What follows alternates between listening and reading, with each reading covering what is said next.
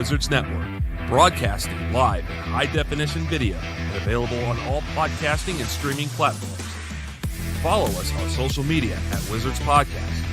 Check out our merchandise at merch.shiningwizards.com. Do your Amazon shopping at amazon.shiningwizards.com. And become a Patreon supporter at patreon.com/wizardspodcast. And now, it's time for the Shining Wizards.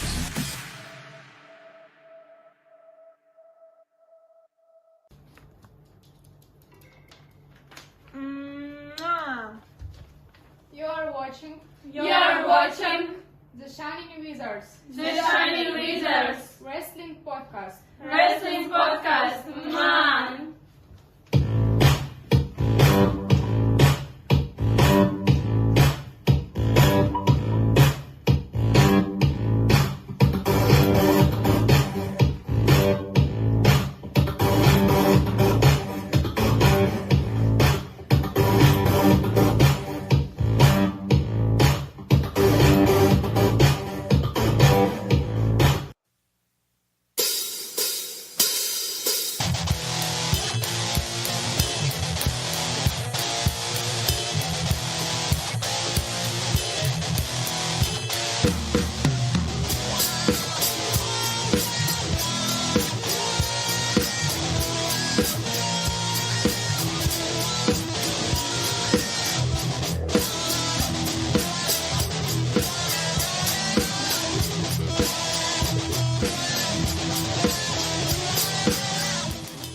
Can I just tell you guys how much I fucking hate when I have to do the intro videos?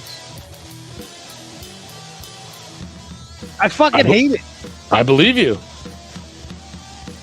Fucking hate it. It's the fucking word. And now I feel like I'm on a lag. I feel like my internet is fucking slow.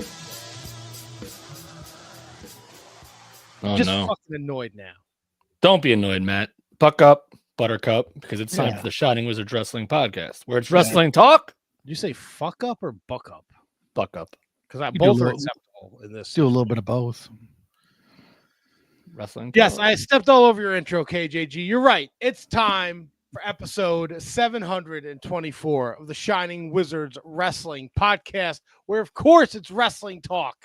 And talk about that good old wrestling. I shit my pants. Double T. I don't. Handsome Kevin. KJG. Boom shaka. How you guys doing tonight? Fantastic. Fantastic. Oh, yeah. You know it. I like that. Let's remove the intro so we don't have to worry about that anymore. Why not? Why not be fantastic? You know what I mean? Yeah. Fabuloso. I love it. Fabuloso. I spray it all over the place. Pa, pa, pa, pa, pa, pa. Okay, we're back. That's enough. That's enough. Happy anniversary, Brundo. That's why Brundo's not with us tonight. Yes. Tony needed a break, so he might pop in later to talk about the horrendous homework that Handsome Kevin assigned to us. Can we call party foul on HK on this real quick? I think we can, because I was You privy can't assign- to some information before the show started that he didn't even fucking watch this to begin with. He just said it last assigned week. to us. I told you last He week. said it last week on the show, which is why I'm calling party foul. No, You gotta no. you have to watch. You not have to have at least seen it once. no. That was never in the fucking Come prereq. That was Man, it doesn't never need in to- the prereq. Doesn't need to be spoken. It was just bro. something that was out there, something maybe you've never seen before. It's just about sharing wrestling But it's amongst something everybody. that means something to you. That was and- also not in the prereq. But why else would you assign other people to watch something that you've never seen? Makes no sense. See what happens. see what happens? Yeah, I don't know. see Party what foul. happens. Not a Party, party foul. party. I had never fucking seen foul. it. KJG never saw it. Brundo never saw it. Double T never saw it. Wish I There was- never saw it. There was one amongst us that had seen it. It wasn't me. It wasn't me. Yeah, and you know what? He shouldn't be fucking influencing your homework. And here's he didn't influence it. I ran it past That's him. I not said, what you said. I said, this fucking nonsensical bullshit with you bros behind the scenes running things past each other. I don't think it's behind the scenes. I think we're pretty open with our relationship. No, no, we can't be, because then he already knows the homework. The idea of the homework is we don't know what the homework is. It's supposed to be a surprise for us and the listeners. But you two fucking dick snots are fucking. And then he's like, "Oh, you know, it'd be really funny homework." No, that's not how it went at all. That's not how it went at all. I reached out to him to double check. Because I want to know, from my memory, the homework didn't have to be a match. It just had to be wrestling related. You were right about that. I reached out to Tony and I said, Tony with the Y. You reached out to Tony, who fucking doesn't know anything that's going on ever. Yes, of course he does. He's the most well-educated man amongst us. Nope, bullshit. Oh, that has bullshit. nothing to do with the podcast. He can't tell us who's on the show next week. I know that. He doesn't even know who's on the fucking show tonight. He doesn't need to. Did Tony watch Raw today? I don't think he did. Well, some people got to fucking work. Did he watch any wrestling this week? Probably not. He probably did. Let's shit on Tony right now. Do not shit on Tony. This went from bashing HK to bashing Tony real quick. Don't shit on Tony. Person. No, we're not. Yes, you are. No, we're two great and very likable individuals, both together and separate. Up for fucking debate. I'll tell you that right now. Jesus fuck, man. I'm ready. 25 minutes of my life I'll never get back. Yeah, you and me both. Oh, you're not gonna fucking miss it. I missed it. No, you're not. not. Good life. Playing fucking video games because I fucking forgot I had to watch homework. Well, you should watch it right. You watch it right away, right? Get your homework done right away as soon as you get home on Friday, so you can party the rest of the weekend. Oh, do I have to remind you that when the show is over, I don't get to fucking party the rest of the weekend? You know, I have to post the show, cut up the clips, fucking write a description. You know, I don't get to go to fucking La La Land like all the fucking rest of you guys. So by the time I'm done, it's fucking midnight, and I don't want to watch the fucking rock and roll Buck Zumhofe. Last week, you fucking said, I'm excited. I might watch this as soon as I get done. I said a lot of things. Said that. I didn't say that. I didn't say go watch it right now, and then you can party the rest of the weekend. I've also never watched this. Right, I never have. Now I have. Shit. Yeah, I'm with me and KJG. We will file a grievance with somebody. I got a fucking pocket full of grievances over here. Thank you, MB. I love you, brother. He says, I think what HK did with this homework selection was totally acceptable. It's not, you know what? It's nice to see Matthew Birch here. I like Matthew Birch a lot. He's been missing a while, but go fuck yourself, Matt. Yeah, agreed. No, man. You can't just assign shit you've never seen. Why not? It was never said you had to see. Because there's no frame of reference to back up why did you pick this? Oh, I don't know. I never fucking saw it. I never fucking saw it. A convicted sexual predator pops on the fucking YouTube channel once a night to say some inappropriate shit. I had to watch a 25-minute documentary because you and the other fucking ghoul think it's funny. I had to watch some bullshit. I couldn't even understand what was going on. There was one woman stabbing about a 9-year-old boy in the ring. I had to watch that shit. You don't watch anything outside of WWE. And that's not fucking true either. From the Midwest. Go shit your pants again. It's your fucking closed-minded fucking views on the You're world. You're open-assed. Yeah. Fucking Tony's not here to defend you now, is he? Yeah, 2-on-1. Oh, yeah? Bro stuff. We're going to get into the homework later because Tony's like, oh, I might show up for the homework. Of course, because he has to fucking defend his girlfriend. Worst. It was horseshit, Kev. Come on. No. Me? Not you. Sorry. I went like legit government name on him because you can't say you sat there and you're like, this was a great idea for homework. Yeah. I thought it would be a When it was done, you were like, and I'm still happy. I'm still happy. Still happy I made you motherfuckers watch it. So here's the thing. It wasn't even good. Like, it was awful. Like, I understand, like, if you want, I understand, like, the shock value and the Crash TV aspect of it, but this wasn't even a good documentary by documentary standards. All right, we'll wait. Yeah, no, we will wait. We will wait. We got Joel Goodhart is joining us tonight, 7:30. We got the big RassleCon coming up at the 2300 Arena, May 3rd. We're doing a whole slew of people will be at the RassleCon, and then there's the TWA One and Done show that night with all your favorite TWA originals. They'll be having matches, and it'll just be a great time. Joe Goodhart's he's got the banners going up in the 2300 Arena. If you don't know who Joe Goodhart is, he was, if there's no Joe Goodhart in TWA, there's probably no ECW. Yeah, and this is going down. People were, I know I saw some scuttlebutt asking whether or not this show is actually going to happen. This is going down, baby. This is happening. 2300. Go ahead. I know you want to do it. Just fucking put it on the screen. All right.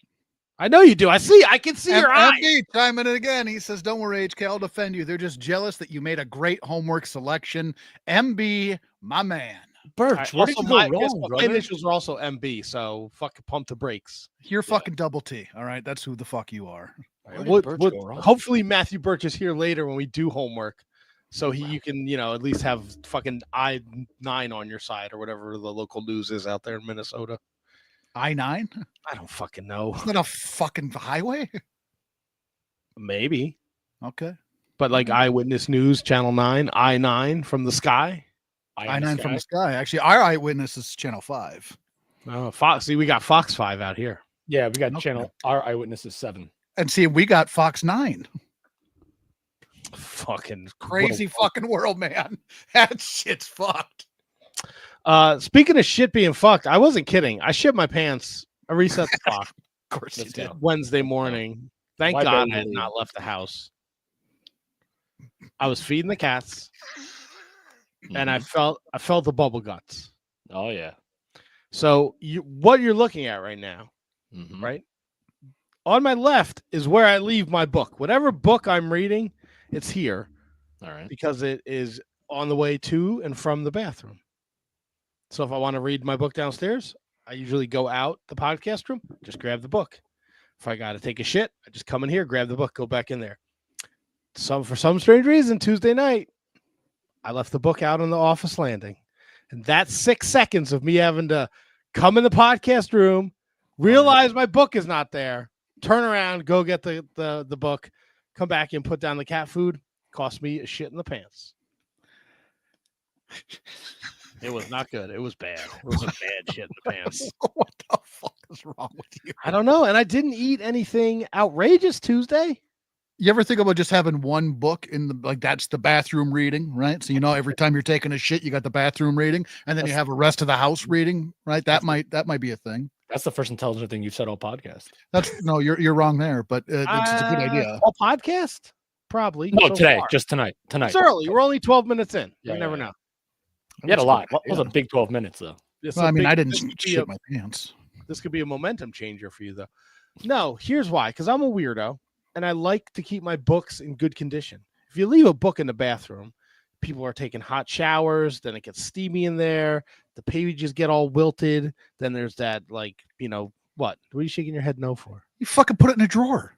A drawer? Put it in the fucking drawer. What are you fucking a bathroom drawer full of books at your house? You totally fucked up your argument, HK. No, not at all. Not at all. You put the fucking book in a fucking drawer. Well, who has extra drawer space in a bathroom for a book? You put it in the back of the toilet. No, not if you want to keep it pristine, like Double T says. Get a paperback then. You can still put a paperback in the drawer. No. Oh God. Oh. How small is your vanity? You don't got a spot for a book? No, I don't have drawers in my vanity. I have the underneath spot. You got nothing else? You just have one underneath spot? Yeah, listen, I didn't made a Google Bucks over here. Jesus, man. I got just in my downstairs bathroom here, I got 3 drawers, 4 across the bottom. All open up. You got room for everything. You got the old medicine cabinet, and I got the little underneath gimmick. So just put the drawers. Book in well, it's not really about you. It's about what Double T has for space. Not enough for a drawer. I'm not putting a book in a drawer. It's weird. Yeah, if you want to keep it nice. He's not a hotel with a Bible. I put it right here on the table. And then you shit your pants. These things happen. Nobody's perfect. That's true. Again, thankfully, I had not left the house for work yet. I had woken up early, so there was like a hazmat cleanup and me just running around in a t-shirt with no pants on. That's okay. You run around Pooh Bear in it, which is fucking hilarious. But did you everything go directly into the wash and hide the evidence from the wife? There was no hiding the evidence, but everything did go into the wash. What do you mean there's no hiding? Oh boy. You don't think I tell my wife I shit my pants? She probably gets a kick out of that. Well, no, I mean, I'm sure she- I would think that you just want to clean it and move on. Well, in the middle of Pooh Bearing it, I noticed that there was a blanket in the podcast room that the cats threw up on, so I had to put that in the washing machine. All right, so this washing machine contained Matt poop and cat Rude. vomit. Yep. Was mommy watering the toilet plant while this all happened? No, she doesn't come upstairs. Okay. Oh, actually, she does come upstairs now. She goes downstairs pretty good. No, she's terrible at going up. Yeah, okay, that the joke. I would totally never push her bad. down the stairs. Yeah. No, Yeah, bring that up. Point here. Yeah. Oh, I did. No, you got it. I'm out. I'm sorry. I'm not touching the buttons, man. Tropical's got a great idea. Electronic books could have a book on the phone. Nope, hate it. My wife has I'm brought not- me 2 Kindles. I hate it.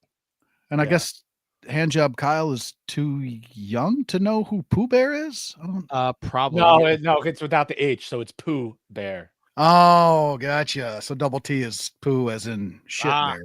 That's a Yeah. double entendre. Grr.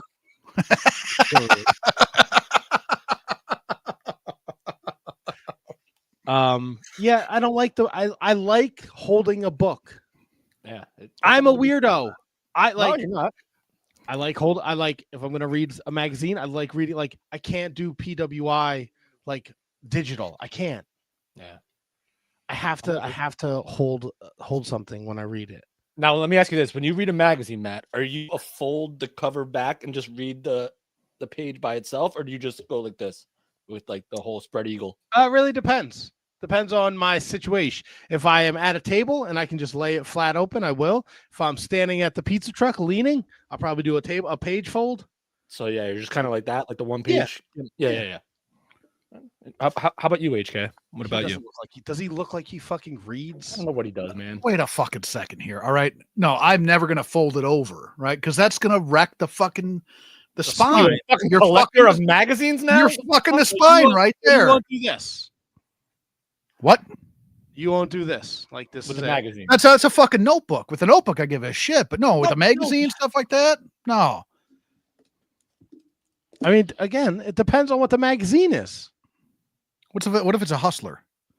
Ooh, that's a good question. Who cares? Spread eagle. There it was. Thank you, KJG. I was waiting for it to come back. I was waiting for it to make the round. And that's how you kill the conversation. It's out of control. We're starting off hot, buddy. We are starting off hot. Look, there was a lot. I was very like watching the homework, and I was like, I can't text the group. I can't. And then I looked at the timestamp. I'm like, oh my god, there's 21 minutes of this left. I fucking hate you, handsome Kevin. You texted the group. Yes, and then I feel like it started. Then the rage began to boil inside of me, and it kind of spilled over into the start of the show. And it doesn't help that Tony is not here. He doesn't bring much to the show, but when he is here, I don't have to do the videos. What? Hold your tongue, sir. Tony with the Y brings a whole lot to this show. What does he bring to the show? He gets his wrestling news on fucking Facebook. Happiness, He's watching 1979 WWF TV, which has no laughter, relevance to our show. Nope. And all of insight. his takes on the current product of pro wrestling are 45-second clips he watches online, and he deduces this grandiose plan like he's watched an hour and a half of Dynamite or 2 hours of Raw. Well, it's not his fault that you don't appreciate his particular palette of genius. I never said I don't appreciate him. I just said he doesn't bring much to the show. He In brings terms of like current product. ton Also, like he shits on me every time I'm not here, so I'm of course going to shit on him when he's not here. What was the last time he shit on you? And I wasn't here 2 weeks ago. I don't Yeah. remember that. Yeah. I think he complimented you. I think it was a backhanded compliment. It's still a compliment. Is it? Yeah, of course it is. Sad state of affairs. It is a sad state of affairs. You know what else is a sad state of affairs? Go on. If you have a pro wrestling podcast and you need a guest,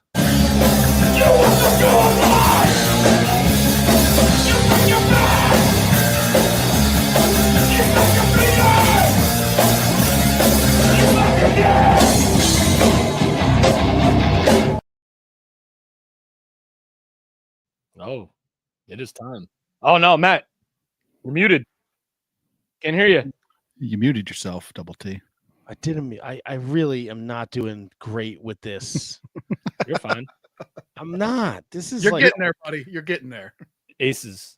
I think I got a lot going. There's too much going on with my computer right now. It's humming like a drone Okay. flying over a sinkhole on Route 80. There's some Jersey for local you. news.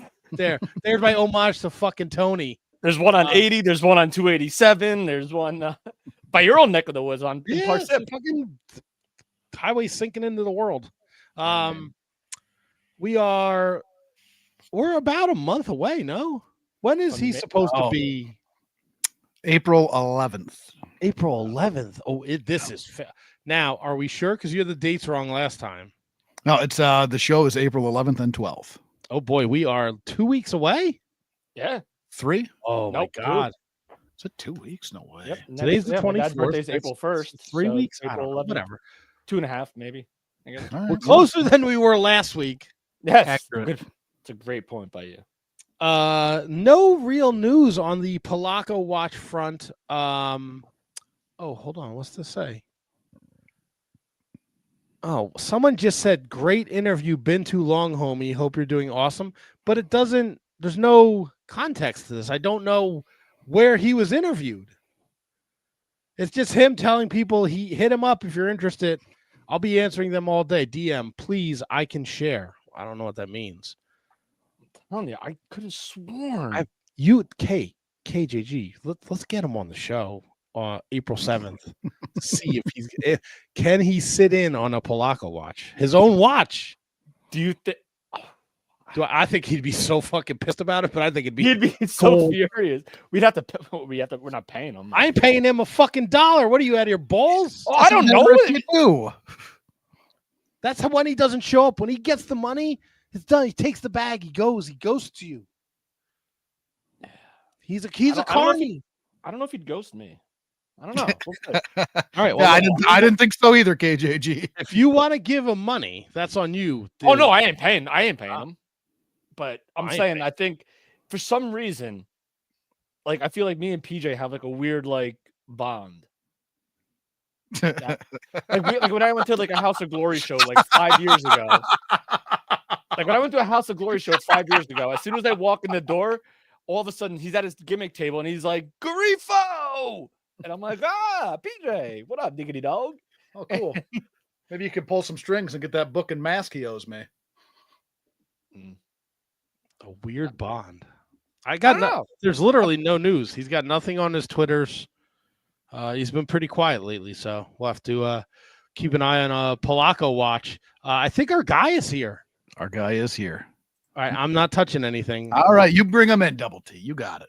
I'm bringing him in. No, please, I don't want to. All right, I'm bringing him in. I got him. Mr. Goodhart, how are you? Oh, enough with the mister. I'm not a mister. I'm not a mister. I'm just Mrs. Joel. Goodhart, how are you? Okay. Do we use the right pronouns? Well, all I know is you're double T, and I know what the T stands for. Correct. Wait, what does the T stand for? Yeah. I'm not telling you yet. Okay. All right. Well, Joel Goodhart joins us, and if you are not familiar with Joel was the man behind the TWA. And I said this at the beginning of the show. Maybe people aren't familiar, but I think without the TWA, there is no ECW. There never would have been.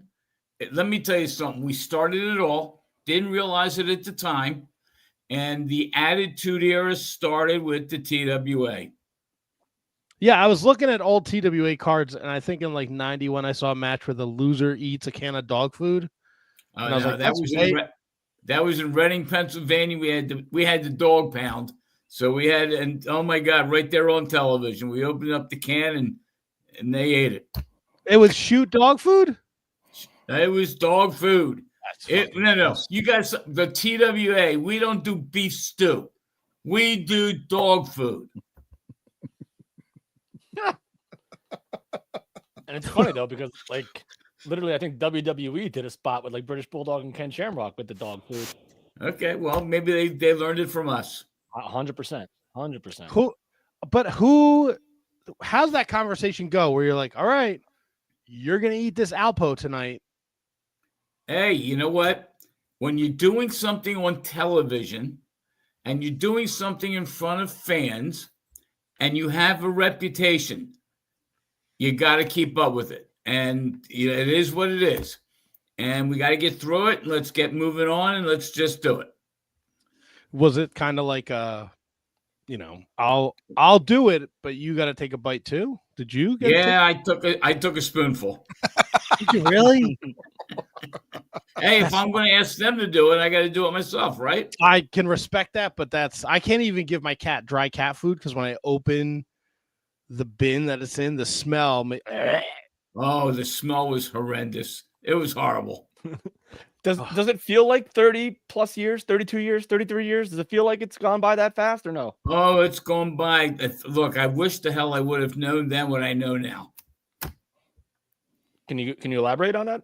Yeah, I mean, when we started it, I knew I was a fan. Okay, I was a super fan, if you want, whatever you want to call me. And I brought in the matches that I wanted to see as a fan. And what I discovered over time is we had 2,000 to 3,000 people coming to our shows because there were more fans like me that wanted to see this kind of wrestling here in the Northeast. Now, we didn't create this wrestling. They did it in Memphis. They did it they're all over the country. What we did is we put it all together and we put it into one spot.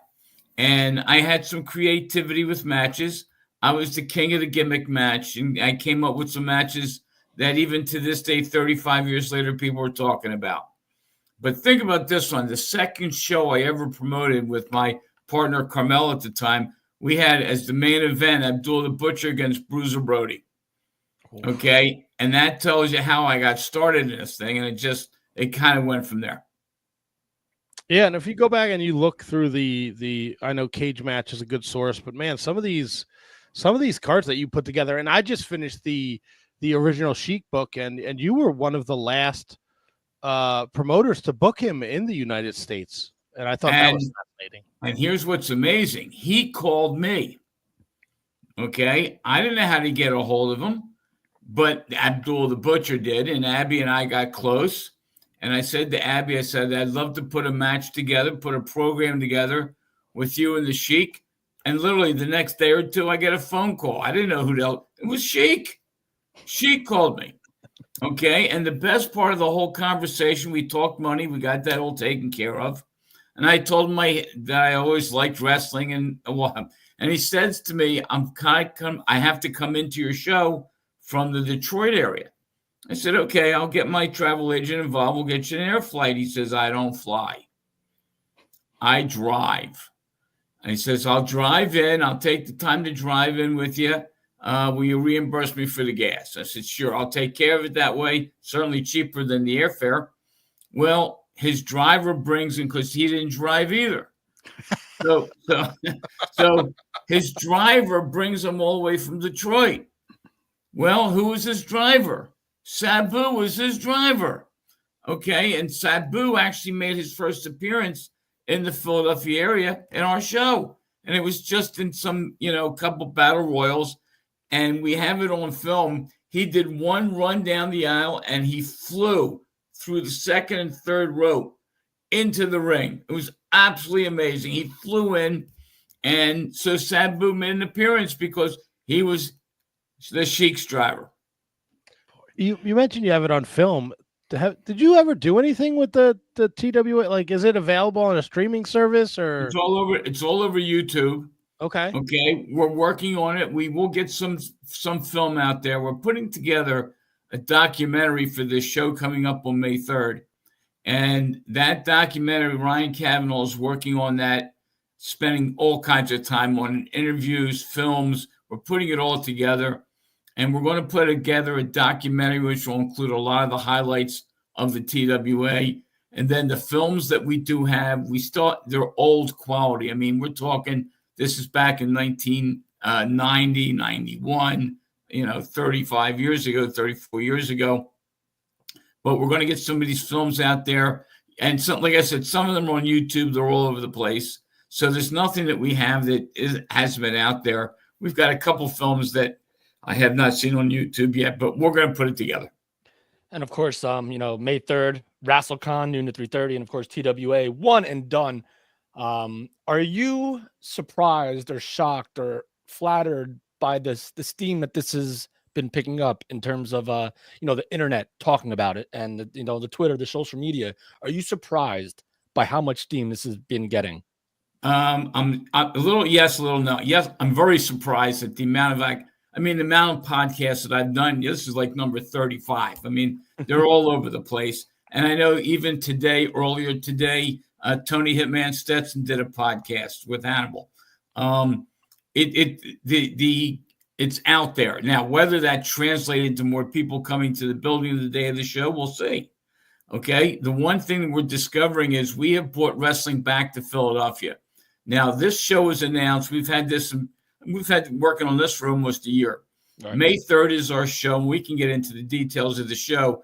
But think about this. The NWA Crockett Cup had to find a location for their show.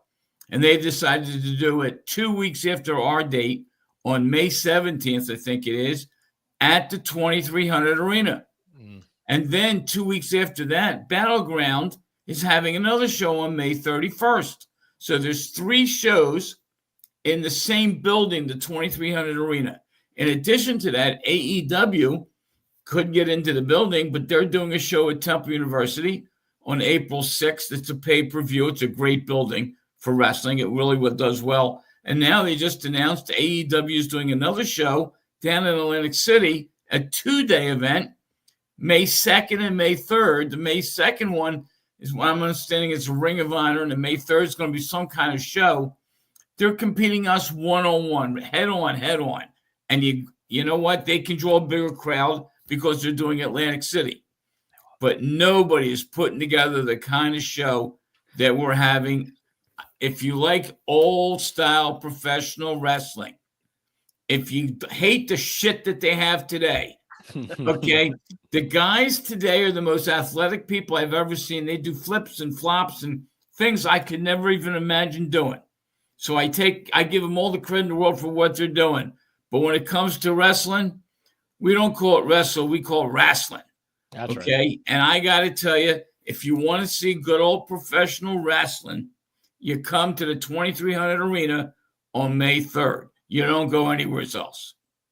And I don't think you have to worry about competing with AEW, Joel. Nope. I think No. AEW's got to worry about competing against the TWA. That is true. We will have Bay was our contact to get you, and we've lined up Tony Stetson and Glenn Osborne in the coming weeks, and Bay will be a guest next week. How important is Bay to this whole thing? Because we had him on the show probably like a year ago, and I think that's when he started the campaign to get the banner in the 2300 Arena. Is that where the concept of WrestleCon and the TWA one and done came from? Was Bay, or was he always working with you? Okay, first of all, you asked me the role that Bay has. Bay sucks. Okay. Yeah, fuck Chubby Dudley. Fuck him. Okay. He went to my wrestling school, Ringmasters Wrestling School, for 2.5 years. He never graduated. And he was scheduled. True story. He was scheduled to be on the last card that I obviously canceled. And so he never really ever wrestled for the TWA. Now, with all that being said, when he was at Ringmasters Wrestling School, he was a big boy and he just couldn't get the flip down. So one night before a show to the wrestling school, I brought Paul Orndorff and Buddy Landell.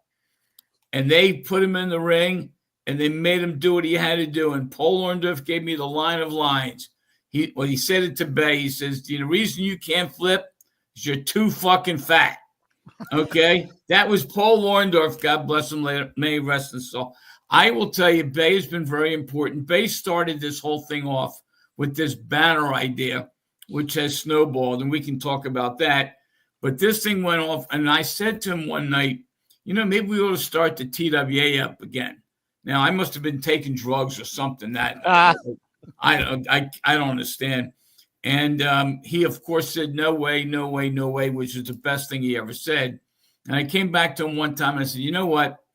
Let's do one more show. And I said to him, I said, Flair had his last match. Sting had his last match. At the time, I was a big ELO fan, and ELO was doing their final tour. Nice. I said, we never had our final match.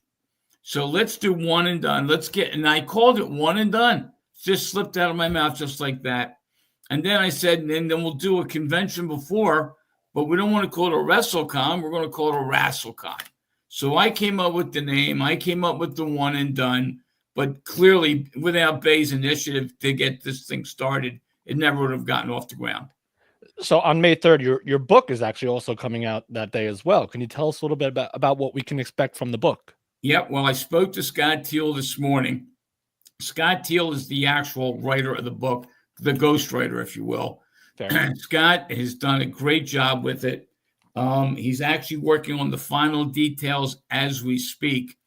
And what he's promised me is it'll be delivered up to Philly by the show. It's a book. I've dictated hours of this stuff over the last year or two. Scott would call me up in the morning and we'd get together and he'd ask one question and I could go for an hour.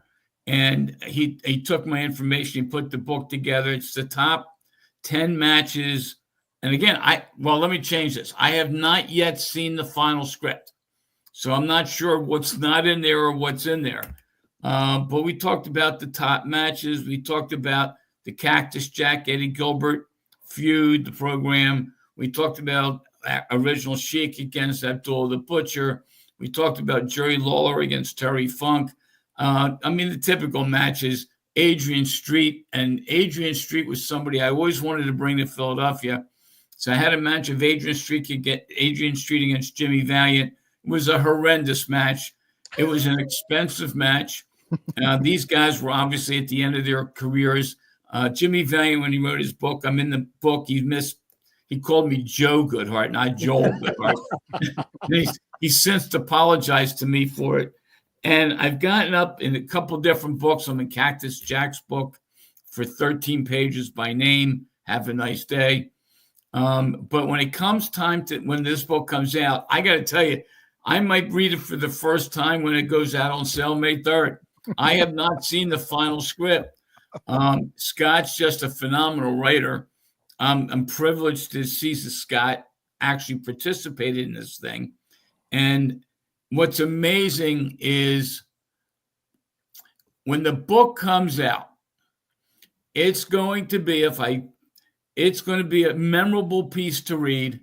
I know there's going to be one person that's going to enjoy reading a book, and it's going to be me. Now, I don't know if anybody else is going to read it. I know we're pricing it so it's inexpensive. Right now, I think the price is $22.95, something like that. We're not charging crazy numbers for it.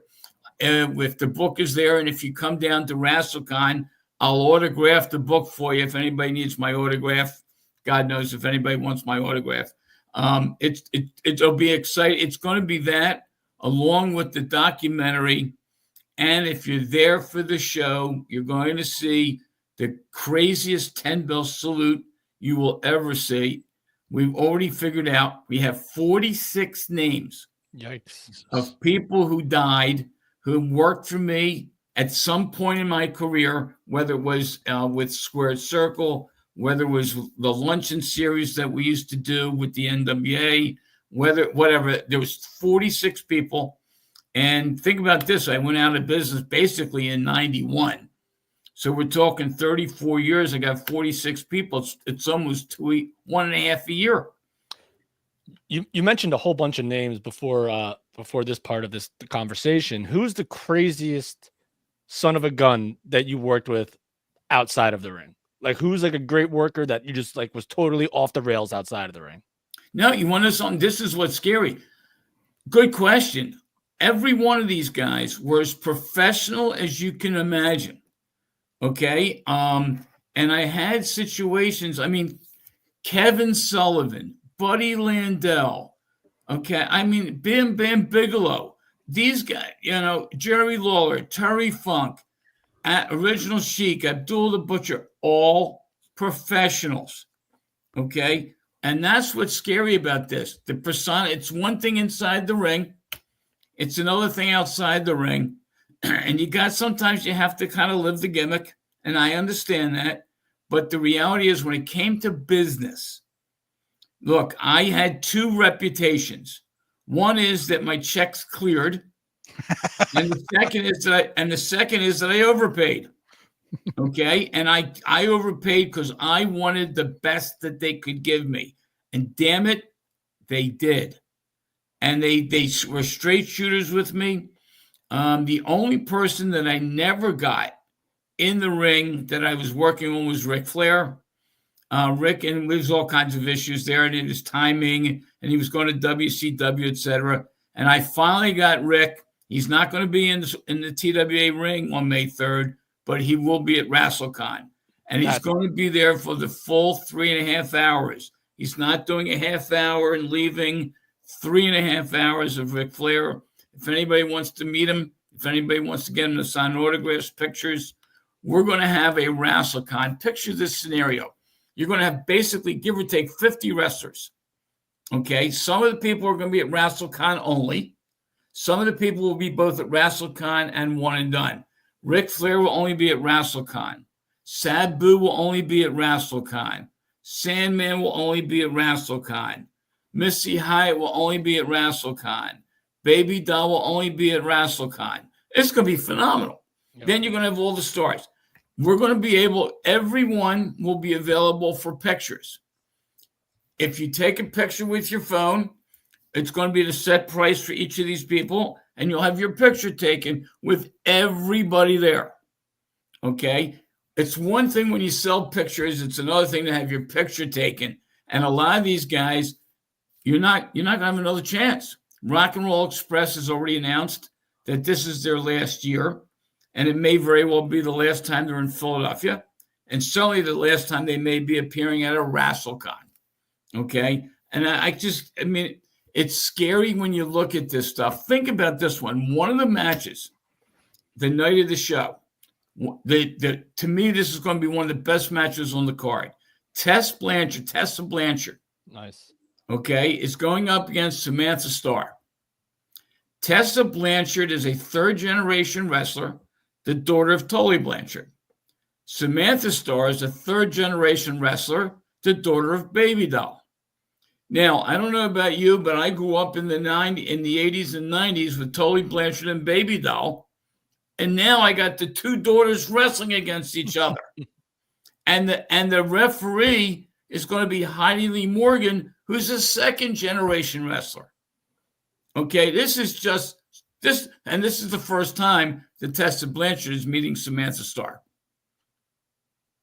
And you can only see this at the 2300 Arena on May 3rd. Well, and think about this one. Tessa Blanchard on Friday is actually wrestling in California. She has to take, when she's done her match, take a 1.5 hour car ride down to the airport. She's taking a red eye to Philadelphia, landing at 9 o'clock. Our driver will take her to the hotel room to get her showered, washed up. Then she's going to come, and she'll be for 3.5 hours taking pictures. You're going to have your pictures taken with Tessa Blanchard. If you want it, you got it. Okay? And it's amazing to me what she's going through. When she signed her deal with the TNA, she specifically had that May 3rd built into her contract because we agreed to it before she signed the contract. Professional as hell. Heidi Lee Morgan, underrated sweetheart, by the way, too. Heidi Lee Morgan was on the second show. Carmella and I did a show in Atco, New Jersey. Picture this one. and this has to be 86, 87. Our main event was Tommy Rich against Dick Slater. Okay. Now, Tommy Rich is going to be in this card coming up, and we've been kidding about this, that it took that many years between shows. But our main event, and Dominic DeNucci was the special guest referee, but the women's match was Heidi Lee Morgan. So Heidi was on the second show that Carmella and I ever produced. Nice. Any thoughts of bringing in Misty Blue? I mean, I think she'll get a lot more attention now than she did back in the day. People know her little secret. I tried reaching Misty Blue. Misty was on my shows at Temple University, and Misty was dynamite, but she's down in Florida, and my understanding was that she wasn't interested in coming up for this. Did you know about her previous career before you guys used her in the 90s? You think I'm a moron? I mean, in the 90s, nobody knew, right? Wrong. Oh. Get him, Joel. Get him. Is that why she got booked? Jeez. You do think I'm an idiot. Oh, my God. I want to go back to something you said earlier, Joel. You said that you called yourself the king of the gimmick matches. Was there a gimmick match that you put on that you afterwards went, probably couldn't have gone with that one, or I'd like to have that one back? And on the opposite end, what was your favorite one that you put out? All of them. Okay. Which was that the answer to? We had a 20-man battle royal at the Philadelphia Civic Center with everybody outside the ring, and the first one to get in the cage was the winner. You did the reverse. Okay, it was the reverse steel battle royal. Yo, TNA ripped that off from you then. I'm sorry? TNA did that too, so they ripped that off from you too. Everybody ripped everything off from me. And they don't fucking give me credit for anything. Okay? That's it. But now that one, then we had one, Philadelphia is known as the city of brotherly love. So I had one match with Tony Stetson and Johnny Hotbody, and we called it the City of Brotherly Hate match. Nice. Okay?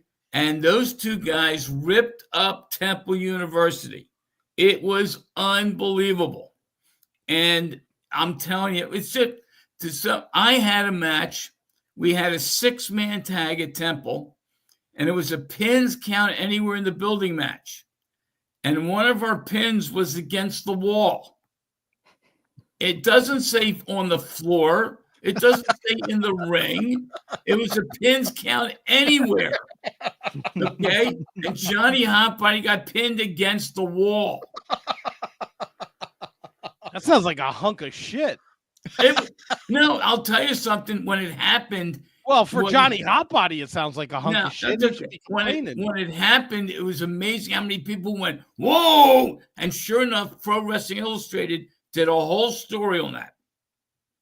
Because that was a debate. Is that a legitimate pin? Pins count anywhere in the building, to me, means anywhere in the fucking building.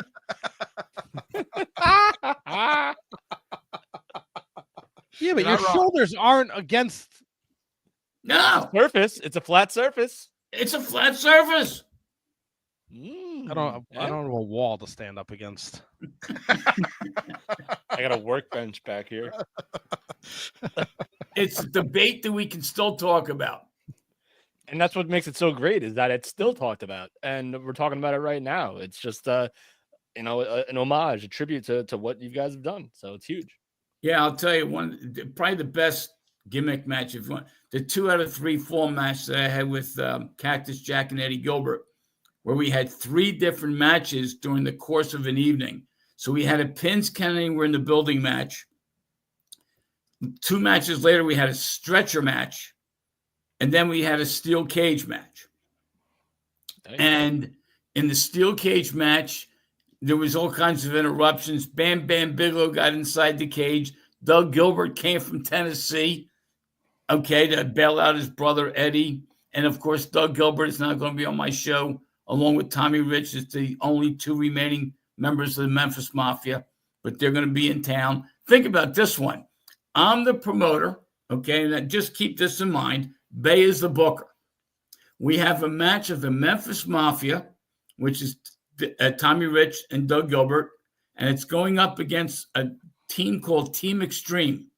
It's Shane Douglas and Question. We have no clue who Shane's bringing in as a partner. Okay? Literally no clue. And so I started guessing, well, wait a second. Sandman's there and Sabu is in. And we have a commitment from Shane Douglas that the special guest who he has as a tag team partner will not be at RassleCon. So it's somebody who's not at RassleCon. Anybody at RassleCon is automatically eliminated. We can't figure out who Shane Douglas is bringing in. Uh-oh. I'm the promoter, Bay's the booker. We don't have a friggin' clue. There's a I tease call for you. I call shenanigans. Is this like the wall gimmick again? I have no idea. Matt, let me get one in here real quick. So Joel, when Matt started the show, the interview, he mentioned that if it wasn't for TWA, there would be no ECW. Can you elaborate on that for people that might not be in the know? Like, what did TWA mean to ECW and was Todd Gordon ever involved? Like, Sure. what happened? Sure. What was going on with that? Well, here I had a radio show in Philadelphia called Wrestling Radio, and I was on WIP. If you know anything about Philadelphia radio, it's the #1 sports station in Philly. Yep. I had 29,000 listeners per quarter hour, according to the Q rating. So we were a player. Well, anyway, Todd Gordon had one time heard the show, and Todd eventually called me. Long story short, we struck up a friendship, but Todd also became an advertiser on Wrestling Radio. By becoming an advertiser, he didn't have to buy tickets anymore. And sure enough, I had him sitting at the timekeeper's table, ringside, and then eventually I had him do some ring announcing, which, by the way, he was awful at. Okay, but and to this day he'll tell you that he was awful. We love Todd. Okay, well, as it turns out, one thing I say about Todd wrote a book called Todd is God. Well, I founded Todd, so what the hell does that make me? Okay, so Bay is now giving me the name. I'm the godfather of Philadelphia wrestling. Well, whatever it is, I mean, I founded Todd. Well, when I went under, Todd, knock on wood, had the wherewithal to pick up where I left off. And so Todd, as I found out, called a meeting. And I understand that Larry Winter's at the meeting. Bob Ortiz, the ring announcer, is going to be at the meeting. And Bob Ortiz, by the way, is the ring announcer for our show on May 3rd. And Todd took over where I left off. And one thing led to the other. And Todd took what I started to heights I wasn't going to go to. He was able to get TV. He was able to get Paulie Dangerously involved. He was able to get Eddie Gilbert involved. And I've heard stories back and forth about who, what, where, and how. I had Paulie Dangerously first. I had Eddie Gilbert first. But the whole sense of ECW just took what I did it better. Okay, I had DC Drake throwing people over the second level. Well, they started doing it almost every show.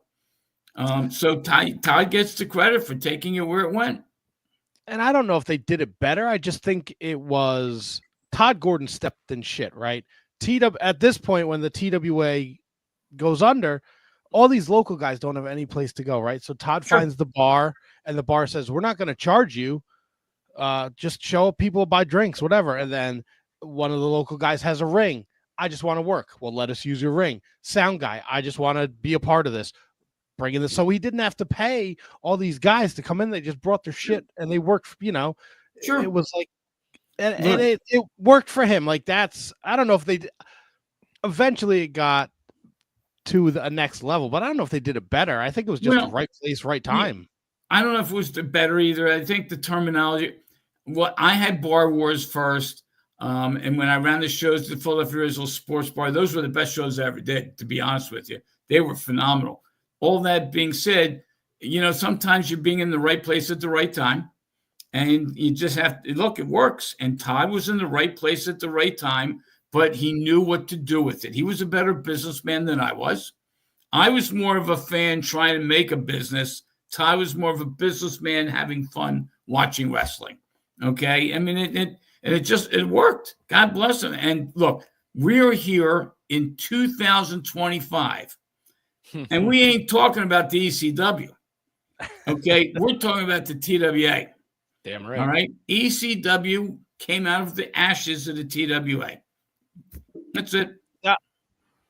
I do want to add, but I do want to ask like an ECW related question though, because they had an underneath guy, Joel Hartgood, and that was kind of like a little rib at you. No, Sure, it was a rib.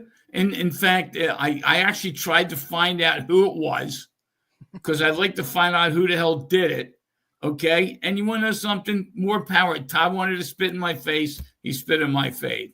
That's okay. You know, it is water what it under is. the bridge. Well, Todd is God. He misspelled it. It's actually Todd is dog, but that's a whole nother story. Oof. Is there? So we met. I brought up Misty Blue, and you said she's in Florida, and is there anyone else that you tried from the original TWA crew to get to be at May 3rd at WrestleCon and TWA One and Done that it didn't work out? Yeah, Stevie Richards did not want to do it. Stevie was a student in my school. Okay, started with my school, and he's down in Florida, and he says he's out of the wrestling. I understand it's a podcast. It's a good show. He's out of wrestling completely. Crispy Cruiser. All right, I wanted to get Crispy Cruiser to come in and do some ring announcing. He's in Washington, D.C., and he had no interest in participating. JT Smith. I have tried over and over again. So I finally got a chance to talk to JT about 4 weeks ago.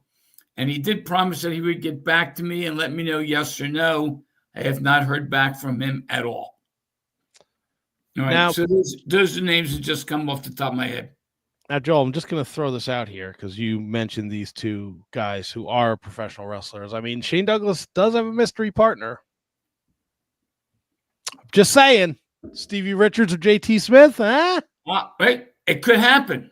It could happen. I'm telling you, I have a list. I think it's about 8. I have a list of about 18 people that I think it could be. It won't be PJ Polacco because he doesn't show up for shit. So I have no clue. I swear to God. And Bay will tell you the same. You said Bay's going to be on the show next week. Yes. Bay and I have butted heads on it. We have no clue. And all I was told by Shane was to bring a check with me, a blank check, because I got to pay the guy. But I have no clue who it is. Fascinating. I also think it has to be a local wrestler because I'm not flying anybody in. It's going to be Head. That's right. Hey, I have no idea who it is. You can have a ball, try to figure out who it is. And now let me ask you this, Joel, because there are people who might not be in the field. Is this a streaming? Will people be able to watch this live, or is this you have to be at One and Done, and then you have to wait for the release later? You got to be at One and Done live. This is not something to be televised. It's going to be filmed for DVD or whatever's, but you got to be there live. It's not being streamed.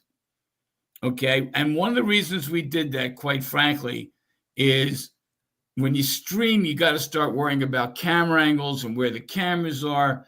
Man, that crock of shit killed the sport. Okay, and so there's only one way to enjoy a TWA show, and that's to be there. Yes. Now, you guys planning to be there? I will not be there. Why? I run a food truck on the weekends, so come up to us with a food truck. There you go. Oh, there you go, Double T. Long drive, buddy. Where you at? I'm in northern Jersey. I'm not that far. Oh, Jesus Christ! Wait. You're gonna miss this show because you work one day that weekend. I work both days that weekend. Well, so you're working Sunday, but not. Jeez. Actually, you can work all day Saturday and just come down for the show. That's not a best. I can't commit to anything because I don't know what's going on that day. But if that works out, I'll do it. If you're a wrestling fan, you make it work. That's right. No, I got fill out my fucking mortgage company, Joel. I gotta ask here. If this is as successful as it should be, as successful as we all think it will be, could this lead into a second one? And No, no, No, absolutely. in fact, I'm going to tell you what we're doing. One and done. Shit. I've been saying one and done forever. At the end of the card, after the last main event, there's going to be a second 10-bell salute for the death of the TWA. It's over. It's done. One and done. That's why if you have a food truck, you give it up for a half a day and you go to the show. Oh, it's a great point, but don't you think? I mean, if it is an amazing show and it is as successful as we think it should be and will be, don't you think you're leaving a little bread on the table, Joel? Oh well, so I didn't do this for the money, to be honest with you. Okay. First of all, you don't get into wrestling because of the money. I know that. Okay, so you get it for the ladies. Well, that's a whole nother story.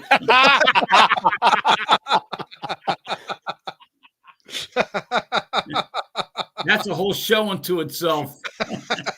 Yep. All right, fucking TWA After Dark. There you go. On Vice. That was awesome. I don't know what's going on. What do you want? Wait, now, where's the other two of you? Where you guys come from? HK, you go first. I'm out in Minnesota, and I can tell you that I will not be there because I am working that weekend. Okay, He's a manager. I don't need to chill his way in. JJ Rogue, piece of shit manager, real big piece of shit. He is. He's terrible, but he oversells like a motherfucker. I do oversell like a mother. Guilty. Especially if it's a gym teacher. Yep. So, Joel, if you had to pick one out of this whole weekend on May 3rd, what are you most excited about? RassleCon, One and Done, the book, or the documentary? The RassleCon. The RassleCon, if you're a fan of wrestling, professional wrestling, and you ever want to meet and greet the stars that were and the stars that are and the stars that will be, RassleCon, 3.5 hours, you're going to have every opportunity in the world. I think the fact that you can get to meet Tessa Blanchard one-on-one if you want the picture taken, because I do think she is a star today, and certainly a star of the future. The fact that you can think about this one. In the same building, you can have Tessa Blanchard, Samantha Starr, Medusa Michelli, Baby Doll, Missy Hyatt, Heidi Lee Morgan. I mean, come on. Okay. And then on top of that, we've got Gabby Ortiz and we've got the Notorious Mimi. We've got some of the great women wrestlers all in the building at one time. Okay. Then you're going to have 3 former NWA champions, Ric Flair, Shane Douglas, and Tommy Rich, all in the building at the same time. Okay. You're going to have 5 professional referees. Now, think about this one. John Finnegan, the lead referee for TWA, is retiring. This is his last show. Tony Stetson is in the match in his last show. Okay. I mean, this is Breaker Morant, our main event of the night. Breaker Morant against Chris Wilde. Breaker Morant is in the last show. He's retiring after our show. Think about this one. Of all the TWA champions that we had, Breaker Morant had the belt the longest. Chris Wilde had it the second longest. The two of them are meeting for the title of the last championship of the TWA. And we've got belts made. Okay? This is just an unbelievable opportunity to meet some of the greats. DC Drake, Tony Stetson, Johnny Hotbody, all in the same building when that banner drops in the second half of the show. All right, there's 5 of us. This is what Bay started, the banner. We got the 1,000 signatures. So the banner mentions Larry Winters, the late, great Larry Winters, and his family will be in attendance. His son, Colin, is committed to being there. Tony Stetson, Johnny Hotbody, DC Drake, and myself. All of those 5, everybody's in attendance, all at the same time. Okay, then we've got Manny Fernandez, who's going to be there as a special guest referee. We have the Rock and Roll Express coming in. We have Curry's Ricky's son, Curry Morton, is going to be in attendance. Okay, we've got some of the new Gary Morton. Yeah, Gary Morton. You said curry like it was fucking an Indian dish, Joel. Jesus. That's what he said. Yeah, I thought he said Carrie. I thought he said curry. I heard when he said curry. I thought he was going to said curry. It's the teeth. It's the teeth. Then we just got talent all over the place. Talent. Yeah. This building is going to be filled with talent. Will Tony Atlas let the ladies step on him? Oh no. No. Although Tony Atlas has done some crazier things, and God knows. Okay. True story. One of the first times I met Tony, I was up in Easton, Pennsylvania at a show, and sure enough, I walk into the back dressing room, and there you go, live with him in person, and that's it. It's what he was known for. Okay, we also have Barbara Goodish coming up, Bruiser Brody's widow. Is going to be in attendance. I'm surprised she's still like involved in wrestling. Yeah, Barbara's always at the Cauliflower Alley Club every August. Hopefully, whoever's listening, hopefully all of you are members of the Cauliflower Alley Club. I've been a lifetime member for a long time. Rich Engling, who's the executive vice president, is one of my original referees, and he was coming up from Florida to be at our show. There's just I can keep going on. There's so much history in this show. It's scary. How about Super Crazy? If you're an ECW fan, Super Crazy is the one who jumps off second floors and onto the first floors and all that crazy shit. Well, he's coming in from Mexico, okay, and he's wrestling Hannibal, who's coming down from Canada. Okay, so we got it. This is international. Oh boy! And the Japanese press are going to be at ringside taking pictures. Dr. Mike Lano's coming in from California to take the photos for the press. I mean, it's just scary what's going on. It's absolutely loaded. If you are in the tri-state area and you don't have a food truck, you should get down to the 2300 Arena for WrestleCon. That's RassleCon. That's WrestleCon. No, okay, WrestleCon, correct. That's WrestleCon. May 3rd, 2300 Arena, 2300 Arena, showware.com. You can buy your tickets. Don't wait till the last minute, people. I'm telling you, this is, one of the matches we have with ECWA, which is a local organization, which we're trying to highlight. They have a match. It's a three-way match. I happened to go to the ECWA show this past Saturday, and JG Luscious is a 300-pound guy who I understand he's in his mid-30s. In the match that he was in, he gets on the top rope and walks across the top rope and takes it and dives into the ring. I never saw a guy that size do that. Okay, I saw Undertaker do that. Okay, but this guy, 300 some odd pounds, and just walked across the top rope. Athletic as hell, which just goes to show you size is not everything. Okay, this guy is incredible how he got it done. So the match is going to be a great one. They are going to have a match. I got tag matches, 6-man tag matches, threesomes. This is nuts. Threesomes. Well, yeah, will you get your mind out of the dirt? You did get misty.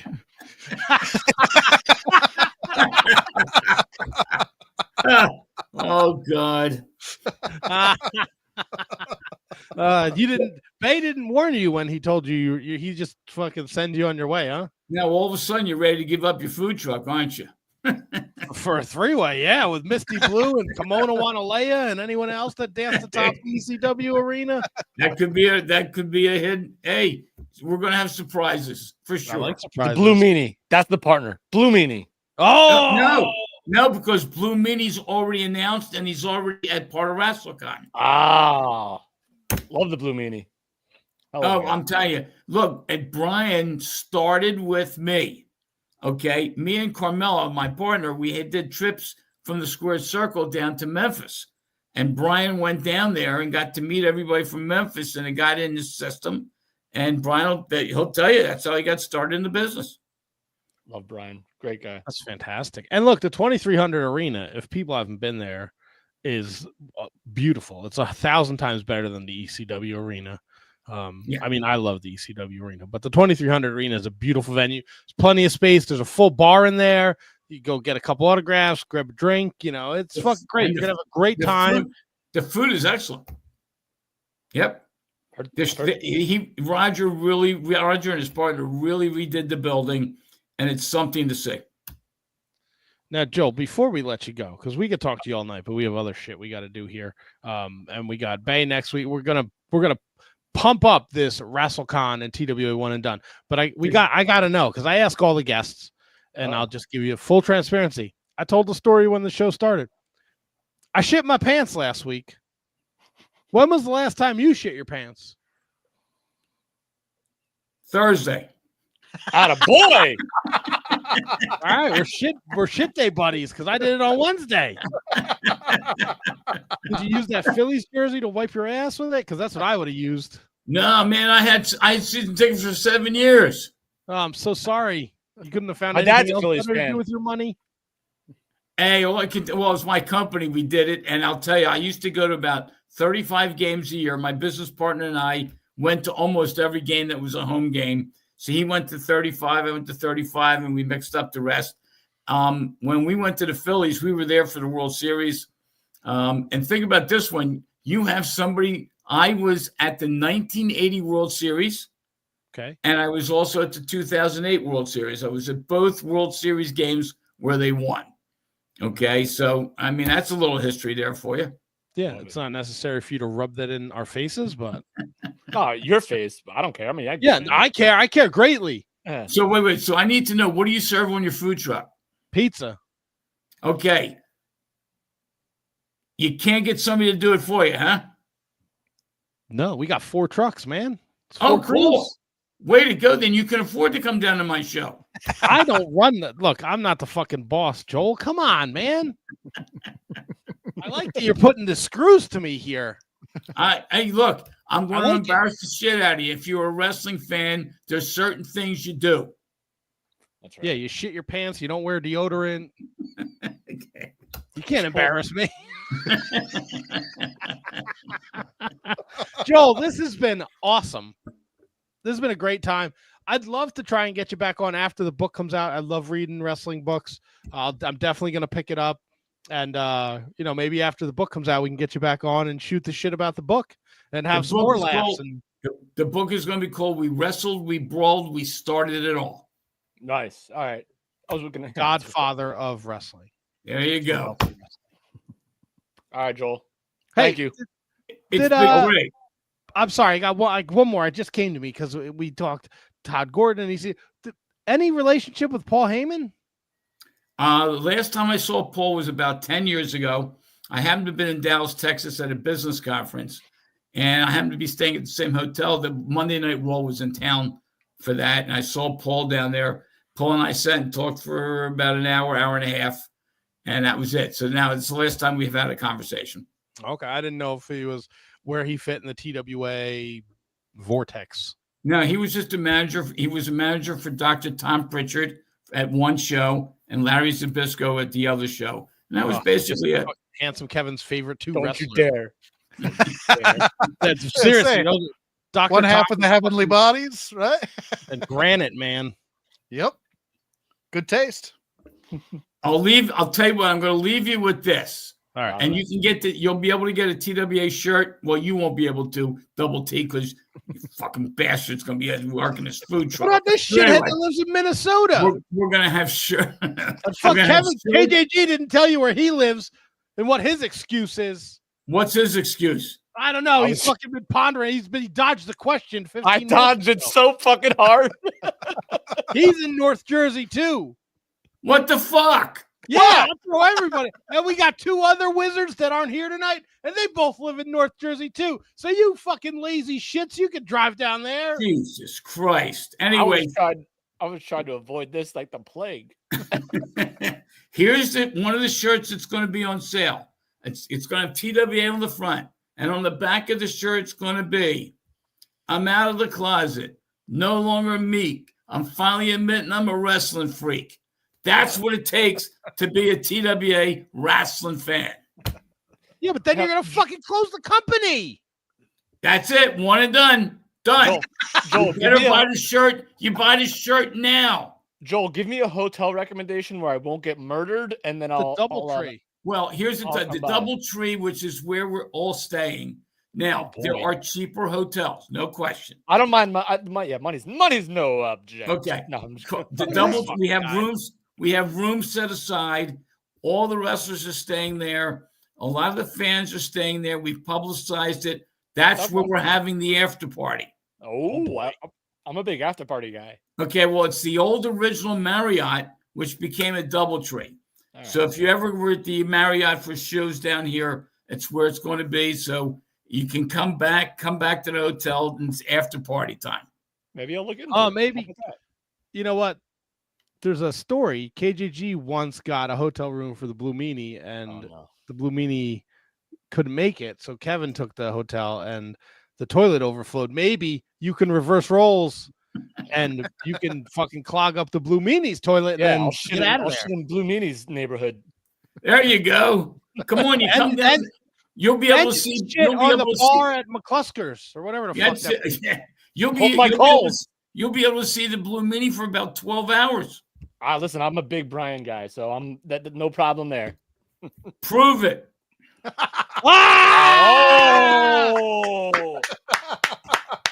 All right, what's the hotel? It's a DoubleTree. It's called DoubleTree by the airport. DoubleTree by Hilton. All right, DoubleTree. Don't worry, Bay sent me the press release. I got the link in the messages. Right, I'm going to send it to you right now. There you go. Right, I'm doing it. The link. I'm booking it. How about that?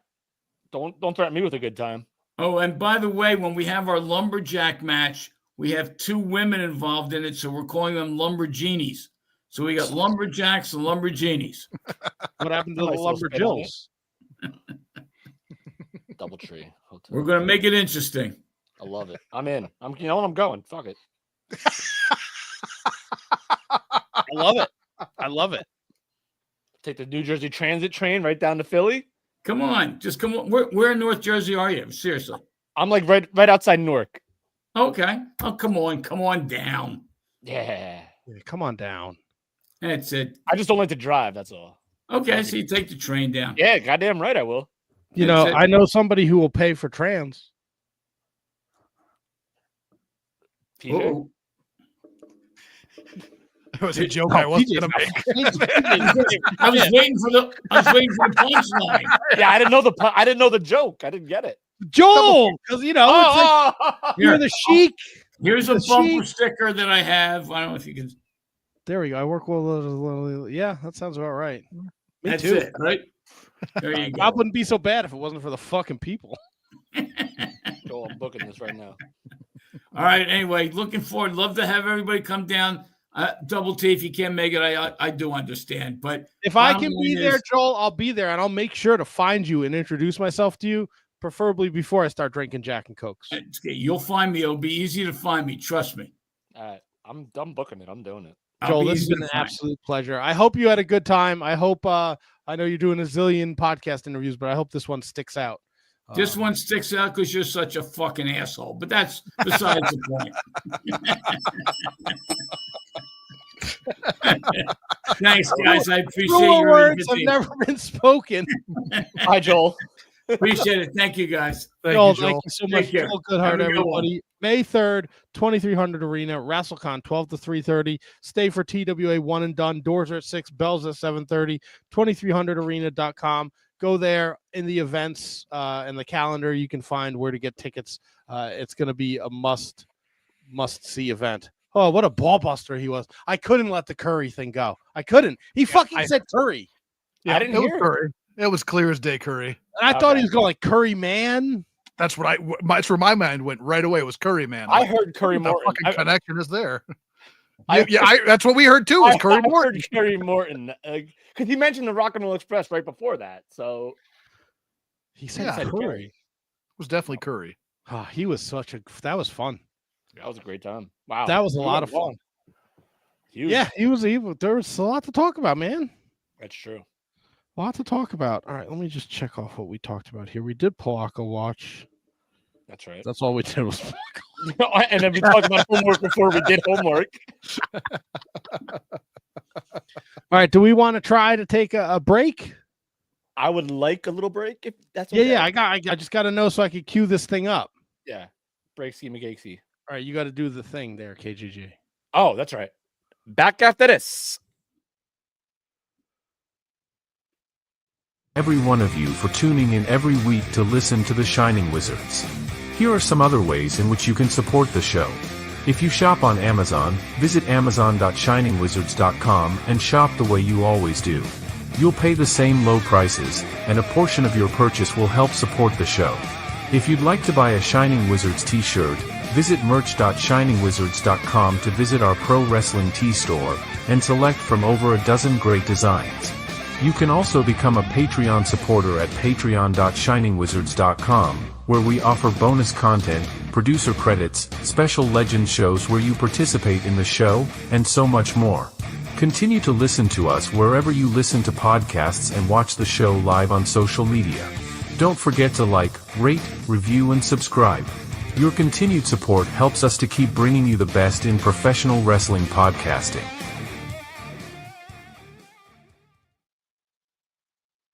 It's time for your weekly lineup of shows on the Shining Wizards Network. On Mondays, it's the latest from Gorilla Brain, featuring the Year of Duke and Rogue, covering a year's worth of classic wrestling, and the Tots Pod, introducing the world to wrestling action figure collecting.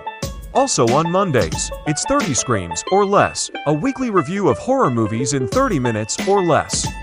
On Tuesdays, it's the Shining Wizards, covering everything in the world of pro wrestling. On Wednesdays, it's the Mark Order Podcast, keeping you up to date on everything AEW. On Fridays, it's Horns Up, as Radioactive Metal brings you everything in the world of heavy metal music. On Saturdays, it's the ROH Revelry, covering everything in the history of Ring of Honor. And on Sundays, it's the Inconclusive Breakdown, featuring weekly top 10 drafts and keeping you up to date on everything happening in the world. The Shining Wizards Network is also the home to other great shows, like The Brocast, your watch-along podcast from Down Under, featuring some of the greatest matches and movies in history. Turnbuckle throwbacks, paying homage to the greatest shows in the history of pro wrestling. Wrestling Night in Canada, a focus on wrestling with a north-of-the-border spin. And Going Underground, a show that takes you back through the history of Lucha Underground. Enjoy all of the amazing shows on the Shining Wizards Network, available wherever you listen to podcasts and at shiningwizardsnetwork.com. It's the Shining Wizards Network, entertainment here.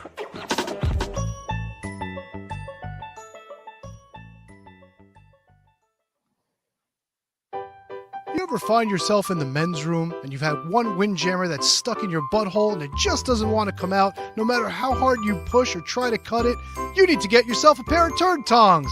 With a comfort tip and a cushion grip, it's the easiest way to get those windjammers out of your butthole. And if you act now, you can get the bonus butt scraper absolutely free. Get a set for your car, put a set in the office, have one in each bathroom in your home. Turd tongs and the butt scraper will absolutely help you. You'll be so happy, you'll want to spend every waking moment in the men's room, even if you don't have to go to the bathroom. So get on the phone right now. Call 551-333-1030 for only $19.95 plus $3 shipping and handling, or send check or money order to Turd Tongs at the address on your screen. Oh, what the fuck? I fucking hate this, man. All right, we're back. We're back. We're back. Let me. Oh, KJG's back. Okay, good. Let me remove this from the studio here. All right, taking you behind the scenes. Yeah, we got a big. I mentioned it when we were talking to Joel. We got Bay Ragney next week. We got Kate's Corner on the 7th. And our punishment with the puppets. The 14th is Glenn Osborne. April 21st is a WrestleMania review show. Kyle will be here. Tony Stetson the week after that. Kate's Corner. May 12th, Gringo Loco. May 19th, Layla Hirsch. Legit Nice. Layla. Brundo fucking doing God's work over there, doing all the booking. Although when he did reach out to Legit Layla, a ghost of Christmas past put in a good word for us. Go on. One Gino Gotts. What do you hear? What do you say? I guess he is friendly with Layla, and somehow I guess she mentioned us or saw that we were friends with Gino, and Gino put in a good word for us. So we got legit. Gino's Layla. actually Gino's on the mend. He got hurt at Yes, I was talking to him and he told me. Yeah. So good shout out to Gino Gotts. What do you hear? What do you say? Yeah. Oh boy. All right. Well, let's do this and just get this out of the way because I know how uncomfortable this makes KGG. Everything makes me uncomfortable. No, with this, I know you don't like this. Oh.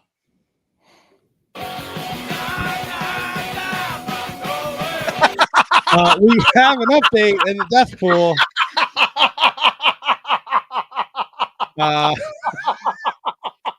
What did I miss? What was so funny?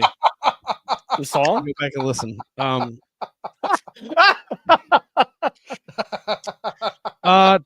Tony is on the board. His first pick, Bill Mercer, 99 years old. That's a full fucking life. This dude was so old. How old was he?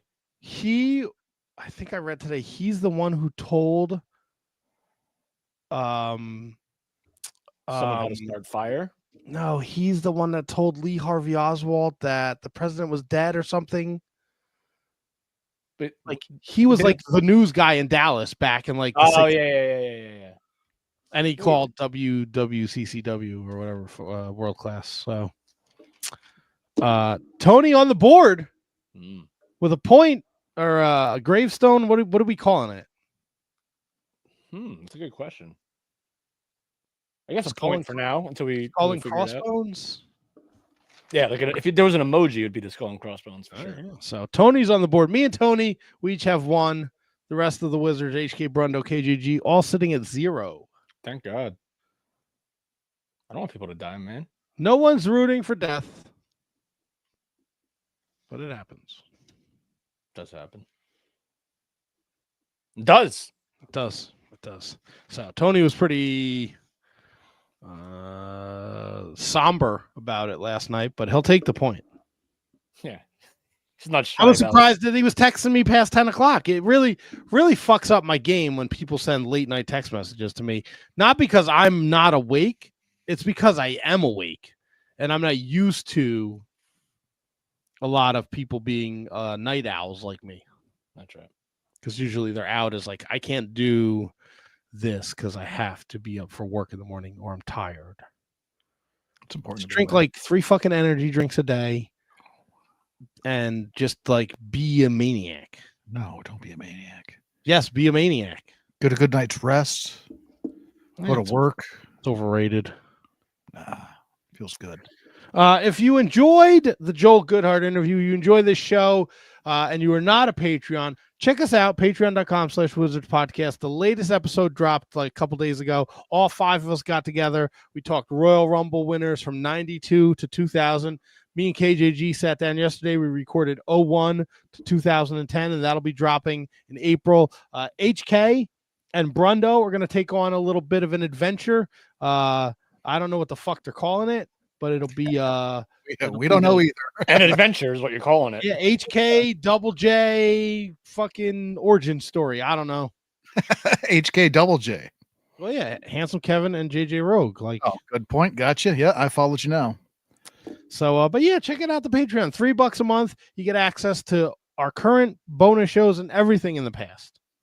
And we're working on a couple more perks that we might be giving to people at the higher levels. So we're working.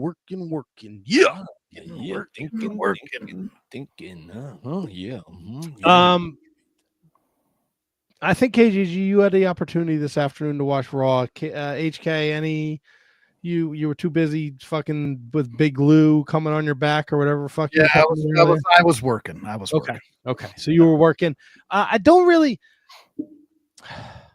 I like the Raws from what were they in Brussels last week and now Glasgow. Yep. Scotland. I like them. I don't understand. People have these like super duper high expectations. It's just another Raw. Yeah, it's a Raw. It's got to build to WrestleMania. WrestleMania is still like a month away.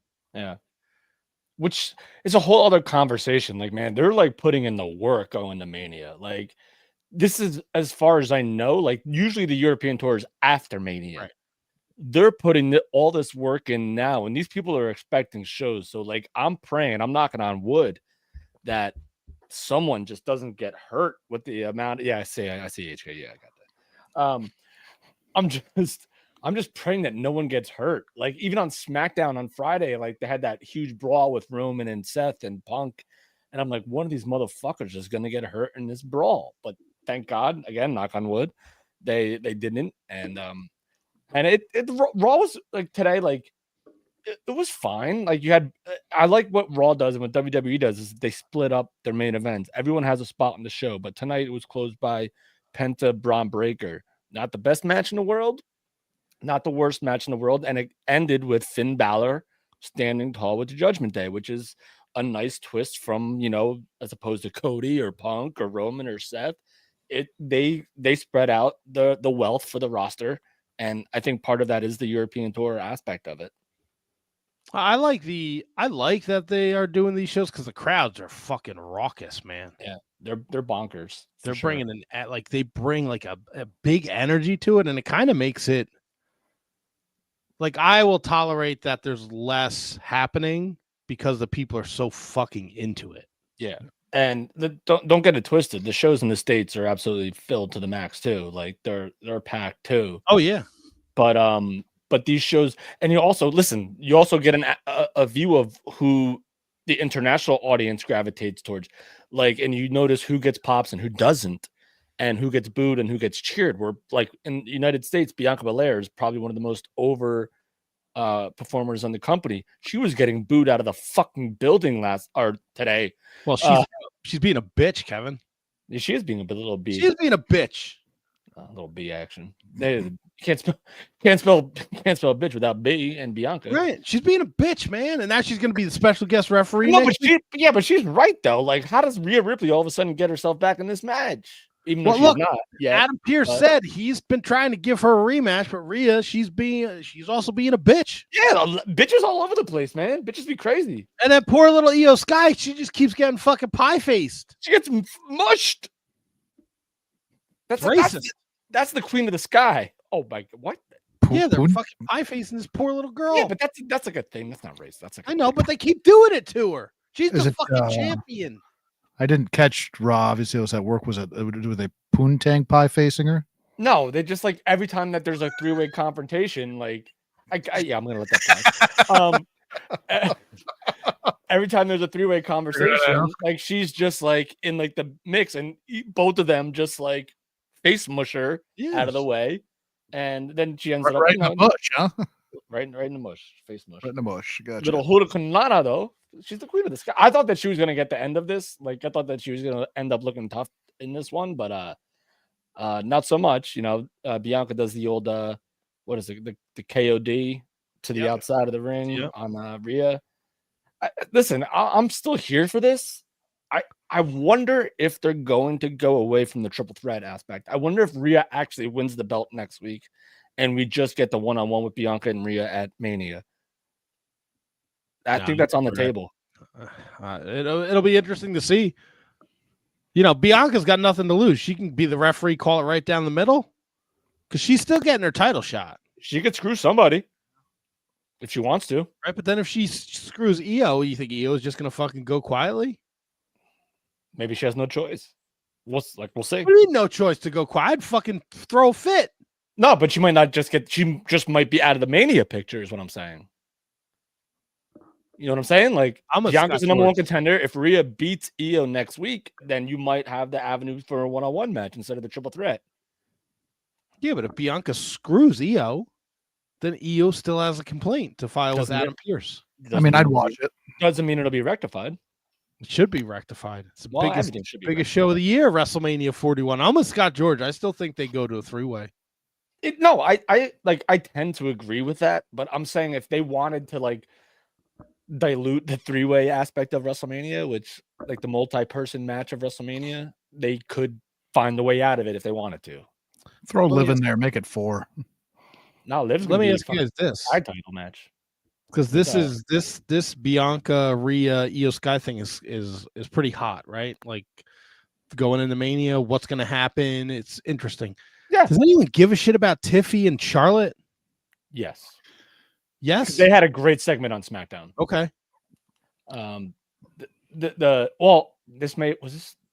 was the week before. I'm sorry, when they had the brawl, and then Miz TV was still going on, and they're still fucking fighting outside of it. So, I think that people care about it.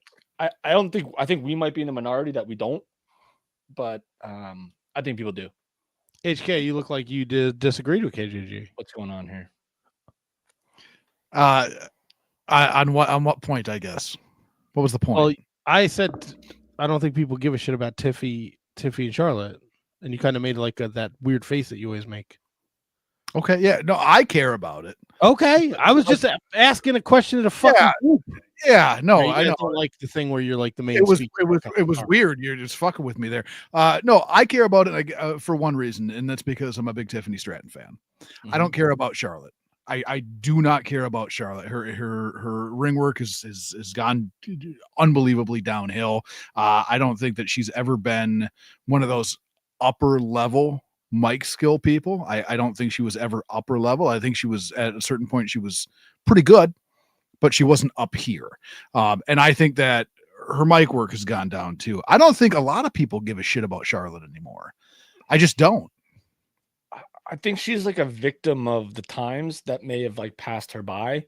If that's like, if people don't care about her, that's why. It's because they've seen too much of her, and she always comes back at the same time of year. She's hurt. God bless her that she came back from this injury, and I really do think that she can put on a good match with Tiffany Stratton at Mania. I do think that's going to happen. Is this a fair comp? She's like Dolph Ziggler. No. He came back. Everyone was excited. He got hurt. Yeah, Won the title. He got hurt. Then but it was Ziggler kinda never had the rocket strapped to him like Charlotte does. No, but you don't think like at a point people just got tired of seeing Ziggler fucking lose?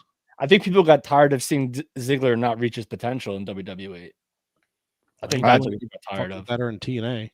Love sheephead brother. Love Ziggler. With Charlotte, I think one of the things too is that her act is incredibly stale, and she hasn't really. I don't, to my recollection, she's never really reinvented herself. She's always been exactly what she is, and the problem is that like you look at Randy Orton, reinvented himself, stay relevant numerous times. You look at like Ric Flair, never really did. But it always worked because of the level that he had on the mic. Now, she doesn't have that level on the mic or in the ring to never reinvent herself. So, she's always just been her. And that's not necessarily a bad thing, but you have to tweak you got to take some turns in the character here and there. So what I think about Charlotte is I think Charlotte is a top player. Without a doubt, no doubt in my mind, always has been, always will be, but she never took that step back. Like she never like went away for a little bit in terms of like top program. Whereas like people like Bayley, who's been around just as long as Charlotte, finds herself in other programs. And then all of a sudden when she's back relevant again, it means something. Charlotte's never taken that step back. Yeah, but to HK's point, like Bayley's also reinvented herself. Thank you, Double T. But is it better? Is it? Yeah, I think so. Better. Look, Marking Out, I think has a good point here too. He says they say I think Charlotte being handed everything week after week is what people grew tired of. But she earned it. Like she was never handed anything, I don't think. Maybe initially because she's Flair, but she's earned her spot. She's earned her main event level status where she could headline any show and it's believable to me. You know, like I don't think she was handed anything after a while. I tend to agree with you on that, KJ. I don't think that she's been handed, like when she came up, right? I don't think she's been handed anything, right? She earned it, man. Getting in, 100%. But at this point, her like showing up and it doesn't grab me at all. Like I don't give a shit. It's her going away for a while and coming back the exact same. That's what I'm saying. Reinvent. Yeah. Tweak the character, do something. And maybe they tried to and it didn't work. She tried to be like, I guess, the baby face, but then she was like, you mentioned before, I think a couple of weeks ago on the program, HK, all the vignettes about her having everything and all this stuff, like being like a millionaire or whatever it was. Like they were like very bougie vignettes that she was presented like a fucking, she's better than everybody else. Yeah. So it's and now we're supposed to get her over as a baby face? Like, no, like yeah. We got another John Cena promo. He still hasn't mentioned The Rock. Nope. But I think that you think he's leaning into it. I think we find out the Rock relationship as we get like a week out from WrestleMania or post WrestleMania if John Cena has ruined wrestling and is the 17-time champion. I hope he gets it. I hope he does. I fucking love this promo too. I thought this was a great promo. I can't wait till they prove me wrong. I didn't like it again. I don't like how he's making it about not beating Cody, but he's making it about beating Rick. Like what the fuck does Ric Flair have to do with your feud with Cody Rhodes? Nothing. It all ties together. Does it? Sure. Cody comes out and he represents the fans. That's what he says. You can't ruin WrestleMania or the fans until you take the belt from me, and I'm not going to let that happen. And the quest for 17 has been a thing since he came back. He could have done that as a babyface. Could have, but nobody gives a shit. I think he until he tells me why he sided with The Rock and why he fucking low-blowed Cody Rhodes, I don't give a fuck about your fucking quest for 17 championships. Everyone in the company is trying to win a championship. I don't give a fuck what makes you so goddamn fucking special, John Cena. Like, he's the face that runs the place. No, that's Cody, man. That's Cody. What? But it was John Cena's company until he fucking left and screwed and did Peacemaker. Well, Peacemaker kicks ass, but I've never seen. You know what? I've never seen another. Yeah, it's fun. It's fun. It's good. I think he probably could have done it as a face. He probably could have. You do it as a heel, and I think that ultimately, to me, it's the intrigue is not whether he does it as a face or a heel. It's if he gets there, and I want to see him get there. Like I hit me, KJG. Hit me, brother. I get the backstory. I get the underswell of, yes, of course, there's the whole thing. John Cena, will he be the most legendary, most reigns as world champion? I get that. But in the context of the story and what he did at Elimination Chamber, still makes no fucking sense until he tells us why he did it. You want to turn on the fans? Turn on the fans. But go smack that little doofus in the face kid in the fucking front row that's all over social media. You want to do that? That's fine. But you still haven't told us why The Rock is involved. And again, Matt, to your point, 4 weeks still till Mania. We could get there. And I said last week, we still probably will get there. But he hasn't said it yet. So everything that he says falls flat, and making him look like a little bitch in the Cody Rhodes murdering him on promos every fucking week does nothing to make me believe anymore in John Cena as a heel or as a face. A couple comments from the chat. Mark Now said Cena did what he did because the fans made him do it. What does that even mean? Scott George said in his last year wrestling is why he did it. Just like why Austin did it back at WrestleMania 17. No, Austin did it because Austin made a deal with the devil with McMahon. And they explained it immediately. And they talked about it immediately. We haven't seen Rock. John Cena hasn't said a goddamn thing yet. and about it. So no, it's a good comp, but it's not. It's really not. It's not. I'm sorry. This has been a very big letdown for me. For you, I was more excited to see Jimmy Uso on Raw than I was to see John Cena. Big Jim. I love. Now I don't know if they did this on purpose. The botch that Jay did last week. They brought it up. And him slipping before he did the spear. I don't know if they purposely used the botch from last week and made it like, let's take that and then let's have him slip doing the spear today. I think that's great. And how Jimmy's like, Jay you're in your head. You're in your fucking head. Get out of your fucking head. Don't worry if you're 0-3 against Gunther. We need the guy that won the Royal Rumble to show up at WrestleMania. And then Jimmy slapped the fuck out of Gunther. I love that. Matt, did you notice when Jey Uso, when they were having that conversation, that backstage, Jimmy and Jay, like on the stairs, did you notice that Jey Uso said, I've never beaten Gunther. I'm 3-0 against Gunther. That they could eat, like, he literally stepped in dog shit again, and they could easily turn that around to being part of the story if that wasn't intentional. He said I never beat Gunther. I'm 3-0 against Gunther. Unbelievable. Listen, and then you're right. Jimmy Uso smacked the ever-loving dog shit out of Gunther. And Gunther just let him walk. Oh God, but Gunther's gonna beat the fuck out of him. Oh yeah, Jimmy Uso is the whipping boy for Jay for sure. I gotta bring marking out that they're here tonight, and I gotta love when John Cena does his "I Want My Country Back" promo. It's gonna be awesome. I don't disagree. We got Phil, Seth, and Roman is gonna be a thing. Yep, I'm here for it. I'm okay with it. It doesn't blow me out of the water. I'm still interested to see that should headline that story. What's up? That should headline night one of Mania. No, one of the nights the ladies will headline. I don't think so. You don't think so? No, they didn't last year. I don't think they will this year either. I don't think there's enough juice behind anything. I agree with you. I still think it should be a title. But it's not going to be Gunther Jey. So the only way it would be Gunther Jey Uso if Jey Uso is going over, and then they have the entire fucking stadium yeeting with the fireworks at the end. That's the only way. That would be pretty rad. Yeah, that would be. But I'm more interested to see what the favor is that Punk is getting from Heyman.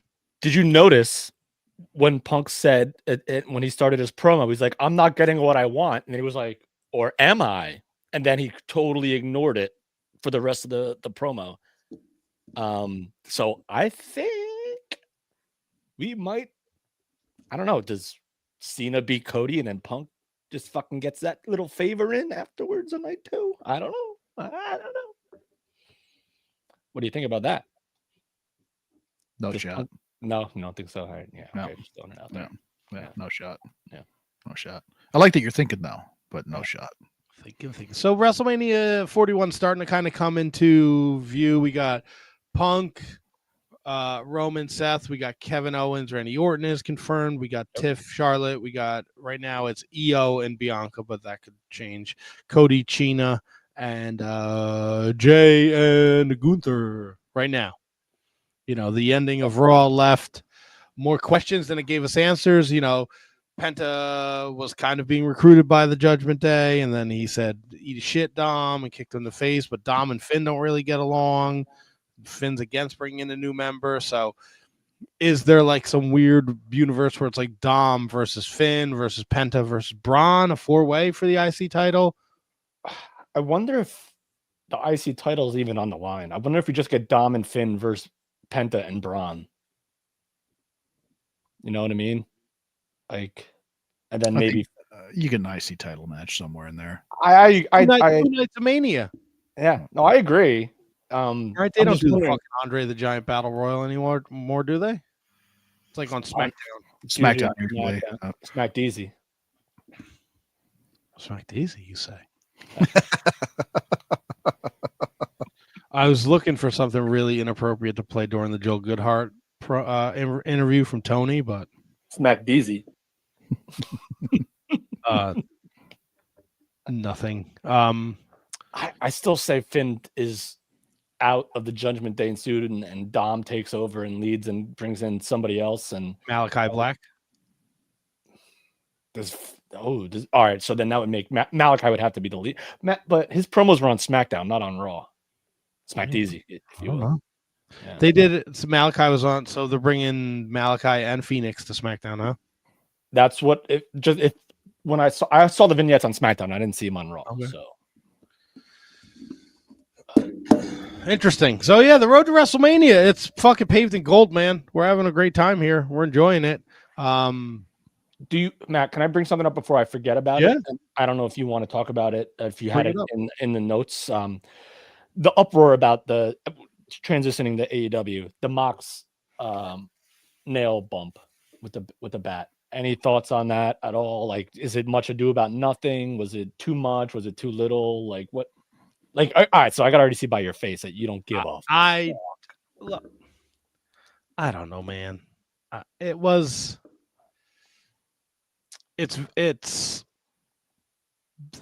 they knew that their fucking main event at Revolution was not great. And it's very rare that AEW does a world title rematch right after a pay-per-view. And it's like even rarer for the guy that loses the title to get like an immediate title shot at the next pay-per-view. So to run this back 2 weeks later, like they knew they fucked up. It was so convoluted with the Christian stuff and the Wheeler Yuta and that's so they had to do something, and they kicked the show off with this. And I think what was this Wednesday? There was like a fucking they were in a blizzard warning in Omaha. And look, it gets people talking. You know, I get it. I didn't have a problem with it. I didn't really have a problem with it either. I know fucking Pussyfoot over here, he doesn't like the icky, gooey, bloody stuff. Pussyfoot, huh? I don't know. The way you threw a fucking temper tantrum last week because the girls beat the shit out of each other in the homework. I'll tell you this. Tell me. One, it was fucking stupid. All right. It was fucking stupid, and it was fucking way more dangerous than it needed to be. That nail goes into the spine, you're done. You're fucking done. And it's fucking irresponsible. So irresponsible. Hated every goddamn second of it. Every goddamn second of it. If you want to do something like that on your pay-per-view show, fucking do it. It's still stupid. What difference does it make? It's still going to your spine on a pay-per-view. I'm talking about the spot itself, KJG. If I'm a fucking sponsor, right? Or if say I'm a parent and my fucking 6-year-old or 8-year-old wants to watch wrestling. And I say, yeah, go ahead. I love wrestling. Put it on. And that happens. I'm probably going to have second thoughts about my kid watching wrestling. How is that any different than like Mick Foley getting thrown off the Hell in a Cell? Like the Attitude Era is the whole Attitude Era. So that's an obvious comp. Hell in a Cell was a pay-per-view. All right. That's where but like the Attitude Era itself, every Monday night on Raw, there were We're not in the Attitude Era anymore. Getting Mick Foley and Cactus Jack getting thrown off the stage in a dumpster. Zack Ryder getting thrown off the fucking stage in a wheelchair. Like, how is that any different? Like, how is it any different? Well, no, but like the thing is, though, your initial argument was, I can understand if it was on a pay-per-view, but the same thing could happen on a pay-per-view. I don't understand what your point is. You were KJG going into his spine. That could also happen on a pay-per-view. But you understand the difference in having a spot of that level on regular TV versus on a pay-per-view. Not really. That's an issue. No, it's you should. Not. How is that an issue? You fucking should. Why are you doing something that fucking dangerous and that fucking when it stupid? Happens? What difference does it make when it happens? If your concern is for the performer, what difference does it make what event it happens on? There's two ways to look at that, KJG. Two ways to look at that. One, I think it's stupid no matter what.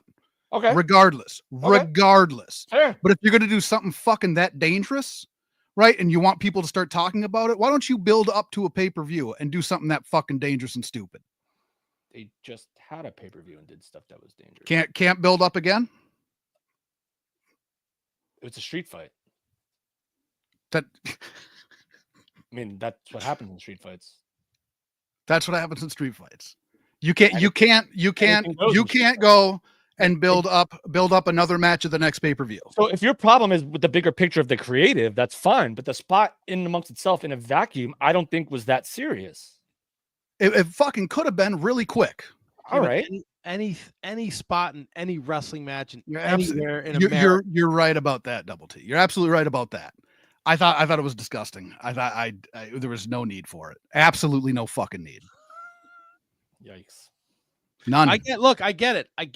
I am out on. I don't give a shit about the Death Riders. I really just don't care. And what? Oh,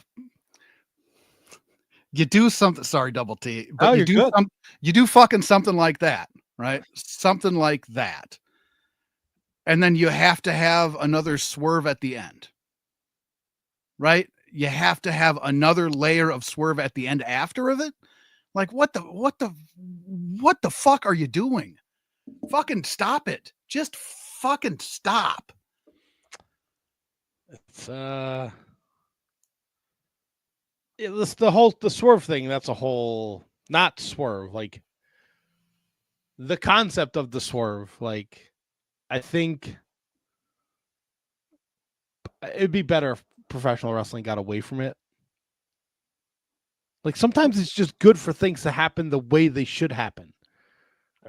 Right? Because then a lot, like, WWE's done a great job of getting away from it in the last couple of years. There was a long stretch of time where, like, the swerves made no sense. But now in the AEW, like, the swerves, like, they just don't, like, no one explains it. It's like the swerve happens, and then we're on to the next match and the next show, and there's no explanation. Like the John Cena promo, why he's not bringing up The Rock, there's no explanation why any of this is fucking happening. And it's like John Moxley can't get a promo where he's not fucking Dr. Seuss and he's telling you a fucking riddle. And you're like, just tell me why the fuck you're doing this. Why are we in this position? Why did you decide to do this? It started with you're going to bring down AEW. And now I don't know what the Death Riders are besides on my TV every week and just fucking turn the channel heat bullshit. The shit wasn't even a fucking main event. God, I hated everything about it. Fucking everything. That particular spot or Dynamite in itself?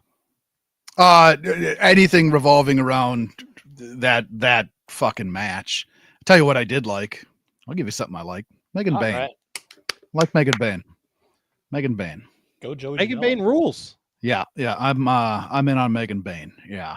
And you know what? I don't like Mercedes. I'm not a fan, never going to be a fan.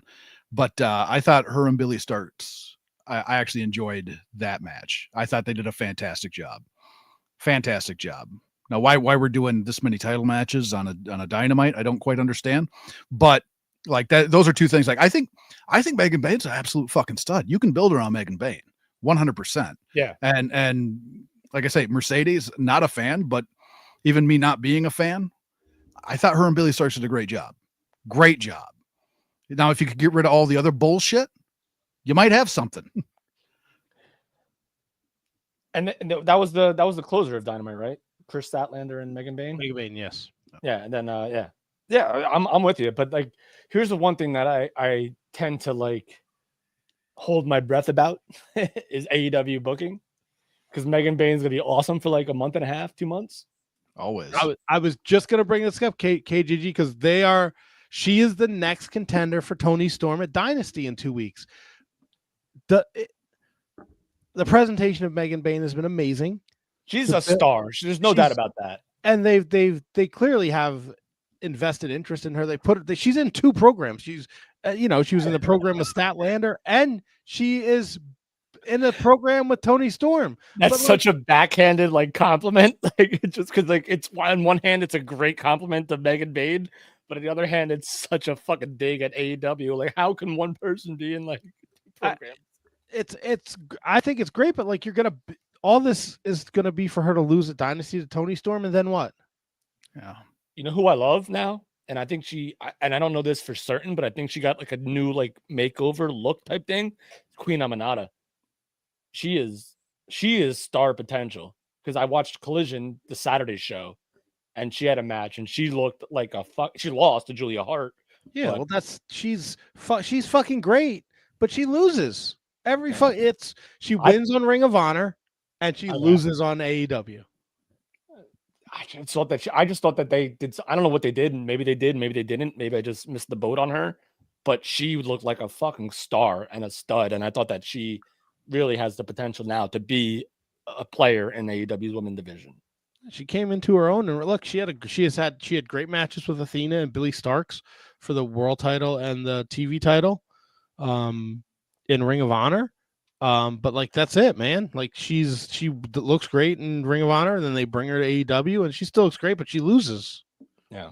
I guess I haven't watched Collision. No, that's not true. I watch Collision every now and then, but I guess I just thought that when I saw her, I was like, oh, all right, here we go, because they haven't done anything with Julia Hart either. Like she came back with like a House of Fire, and then she's been kind of like wish-wash too. Did she lose to Penelope Ford or some shit like that. Yeah, maybe something like that. Marking out whoever Penelope Ford is like the backup to. Who's she? Oh, Megan Bain. Megan Bain. No, Julia. She lost to somebody that. God damn it! I want to say it's Penelope Ford. I'm gonna go out on a limb and say Penelope Ford. HK, can you pull up the marking out comment that they left there? Yeah, I'm just reading that while I look this up. I'm sorry. Is this the big one? I got it. Oh, you got it. Says most of the people in AEW are start-stop, and then they randomly bring back to beat talent who aren't even signed, and it's meaningless. Yeah, it's kind of been their thing for a long time. Okay, HK or to KJG, egg on our face. Scott George is right. She lost to Queen Aminata. Oh, Julia Hart when she came back. And she came back. She came back to go after Jamie Hayter. Yes, that's right. That's right. And then how the fuck does Penelope Ford fit into this? Or am I just making that up? Scott George, hit me up. Penelope Ford is with Megan Bain. Okay. And I think Willow Nightingale's involved in that still. They made like a big deal about every one of these women's returns. Like Penelope Ford was out of action for a while. She comes back. They make a big deal of it. Then squadoosh. Same thing with Julia Hart. Squadoosh. Yeah, it's like Mark and I said, it's a lot of start and stop. Oh. And look, just we have this fucking stupid tournament, and it's a 4-way, and then the finish to this fucking match. Just fucking stop. I mean, I get it. People are excited. Mike Bailey, Ricochet, and Kenny Omega in a 3-way dance, but like, just it could have. I don't know, man. Could we talk about like fucking Dax Harwood and why anyone in the world wants to see a FTR split? I don't. Is one of them a bigger star without the other? I don't think so. No, that's fucking. That's a terrible. I don't know why they would split. None of it makes sense. Really Not one of them. Maybe Cash. Like either.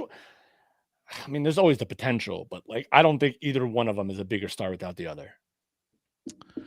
Yeah, no. There's some, for every Bret Hart and Shawn Michaels, there's a lot of like Victor and Connors that just fucking don't work when they're solos. Simon Gotch and Matt Ringwald. Yeah, How about that TNA? Huh? I'm just trying to look through before we go to TNA. And Joel mentioned it. They're gonna do Supercard of Honor down at Atlantic City. Yeah, they're definitely not doing it in Vegas. No, May 2nd at the Atlantic City Boardwalk Hall. Ooh. Oh, but that's the same weekend as. But that's the Supercard of Honor is Friday night. Oh no. And RassleCon Saturday. Oh no. So I think let me ask you guys this. Lex Luger going into the Hall of Fame. He wants to be inducted by Sting and DDP. Does Tony Khan let this happen? Or is he holding a grudge because during Sting's last match, they were not allowed to show Lex Luger on camera because he was under WWE Legends deal? I'll let HK field that one first because I have a lot of thoughts on this. I actually don't have much on this at all. I don't know why you need two people inducting you. I guess I'd start there. Obviously the friendship with Sting and Luger, and then DDP has been very. He's been instrumental. Yeah, DDP's a fucking saint. I don't know, man. I don't. He does, and I don't care either way. I really don't. I think that it is something that is a talking point for a lot of folks, and I think it's something that people want to, like, whatever. If you're one of those tribalist people, you got a reason to pick a side, right? Just kind of another reason to be mad at the other one. Like, TK wants to let Sting go do it. Maybe Sting doesn't even want to do it. Like, I don't know, right? Who knows? But at the same time, to me, it doesn't make one damn bit of difference. The ultimate thing is that he's going in to the Hall of Fame. So, like, that's the honor, right? The honor is not who is inducting you. The honor is you get to be, fucking immortalized in the goddamn Hall of Fame. So whether it be the Invisible Hall of Fame. Yeah, exactly. So whether it be DDP that says, "Hey, here's Lex Luger," or it be Sting that says, "Hey, here's Lex Luger," or it be I don't know, Charles Robinson that says, "Hey, here's Lex Luger." It doesn't fucking matter, because the honor is that you're there. You've been, you're given your flowers, right? You got to give the flowers to Luger. So, like I say, I think it's one of those things that right now it gives the tribalists another reason to be on one side or the other of the fence. A lot of different ways you can look at this, right? First and foremost, you're right. The honor is for Lex Luger, 100%, without question. That's the most important thing. With that being said, having his best friend for God knows how many years induct him would mean a lot to Lex Luger. Not necessarily WWE. Obviously, they can benefit from this without a doubt, but it would make Lex Luger happy. Now, should AEW let this happen? Should Tony Khan let this happen? That's up for debate. I can see both sides of that argument. Maybe they don't want Sting on WWE TV. And that's what 100% in Tony Khan's right. I think without a doubt, Sting will be there. Oh, yeah, he'll be there. It's just a matter of what role does he play. And I'm with you, KJG. I think fucking Lex Luger has been a controversial figure in professional wrestling. Then he was he was part of the Miss Elizabeth. Then the poor guy is in a fucking wheelchair. He went from being an Adonis to a shriveled up old man.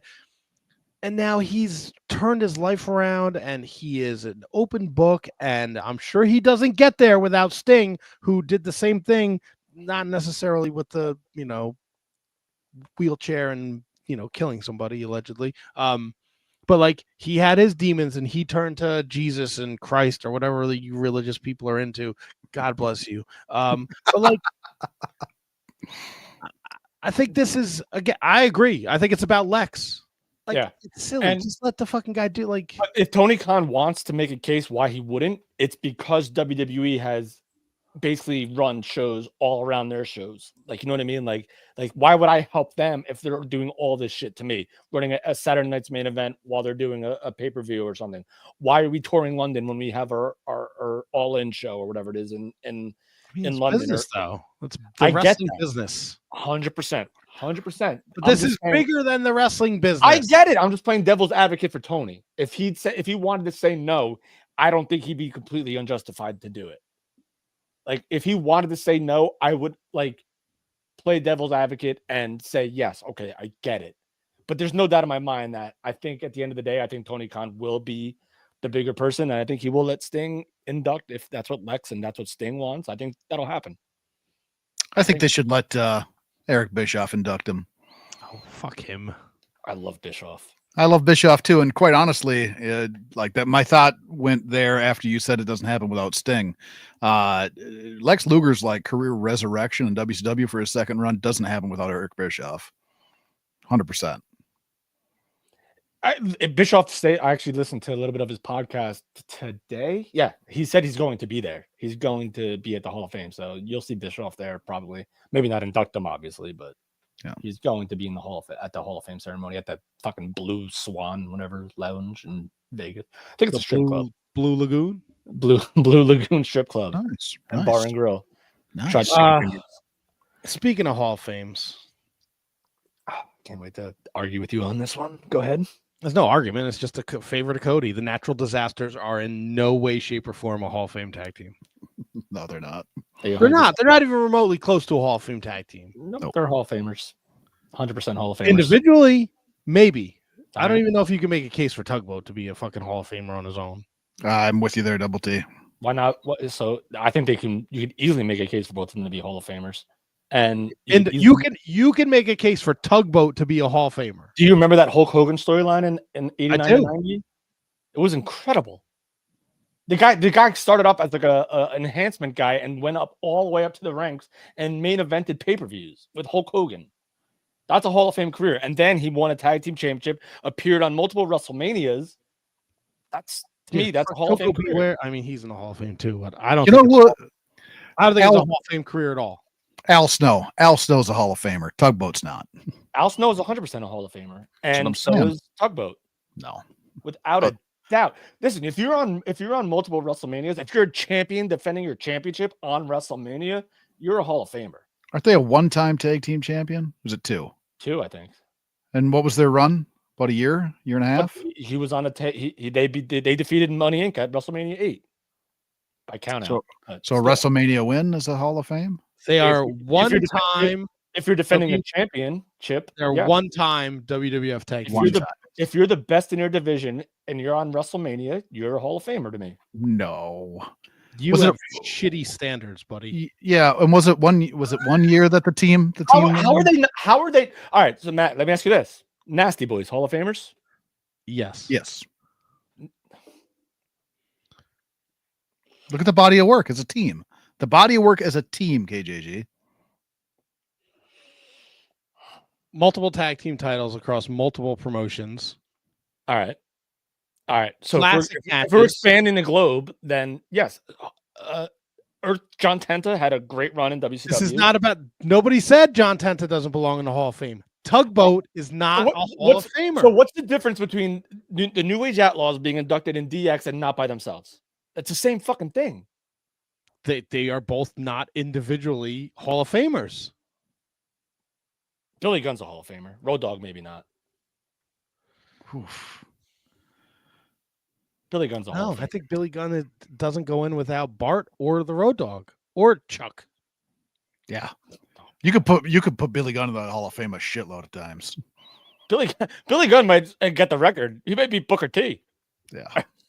They were only WWE Tag Team Champions for 85 days. Dude, but like the business was so different then. Like they were a big deal. That turn when they fucking threw Jimmy Hart, like it was a big deal. And like so what I said, I think a couple of weeks ago on this show is that both individually I think are Hall of Famers. So why not just put them together and make it the Natural Disasters? I have no issue with this whatsoever. None. And if you do, all right, Matt, are the Bushwhackers? No. Yeah. You think the Bushwhackers body of work? They're in the Hall of Fame. They're in the Hall of Fame. I don't agree with it. Oh, yeah, 100%. Body of work, man. As a tag team, their body of work far exceeds the Natural Disasters. Dude, Earthquake was on. Listen, like it is what it is, man. Like I don't understand this vitriol, like about how people. So here's what I will say, and I mentioned this a couple weeks ago too. I think the timing is awkward and weird because Demolition just signed that Legends deal, and it just came out that Crush is also on a Legends contract. And I think a lot of the hype was around Demolition possibly getting in, and the fact that the Natural Disasters are getting in is a little bit of an underwhelming compared to Demolition. But by no means do I think that the Natural Disasters are undeserving of this. They deserve it. That's 100% Hall of Fame. No. We will have to agree to disagree. You sure will. It's not the first time. Won't be the last.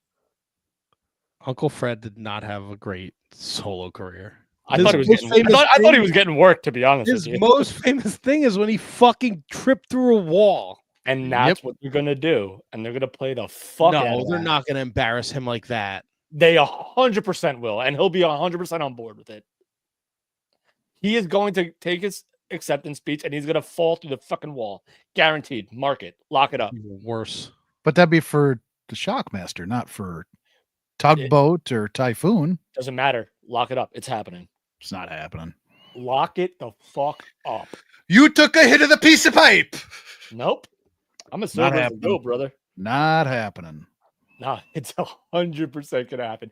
All right, so maybe not when he comes out, but it will happen. He's gonna put on the fucking foil mask and he's gonna trip over something, guaranteed. Why? It never happened for Typhoon. Never had that. Doesn't happen. matter. It's going to happen. It never happened to Typhoon. You can keep saying the same fucking thing over and over again, HK. Yeah, but It's not going to change that I'm right. that's two completely different characters. Doesn't matter. It's going to happen. That's stupid.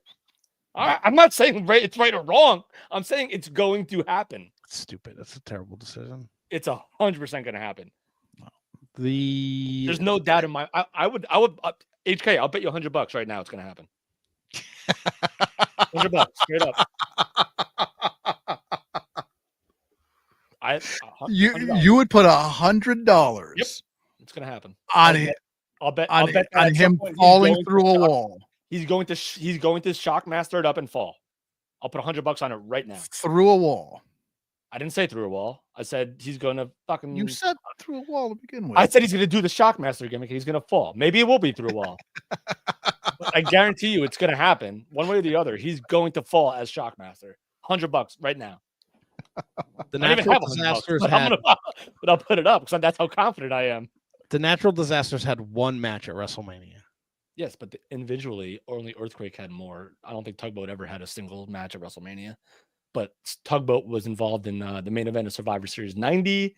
He was in the whole write a letter to Hogan, get him well after Earthquake squashed him. So there's that intertwining there of that story. Tugboat was a. Yeah, but they're putting in the natural disasters. All right, Matt, I get it, but you're not. You guys are not seeing what the WWE Hall of Fame is. Yeah, it's a joke. We know.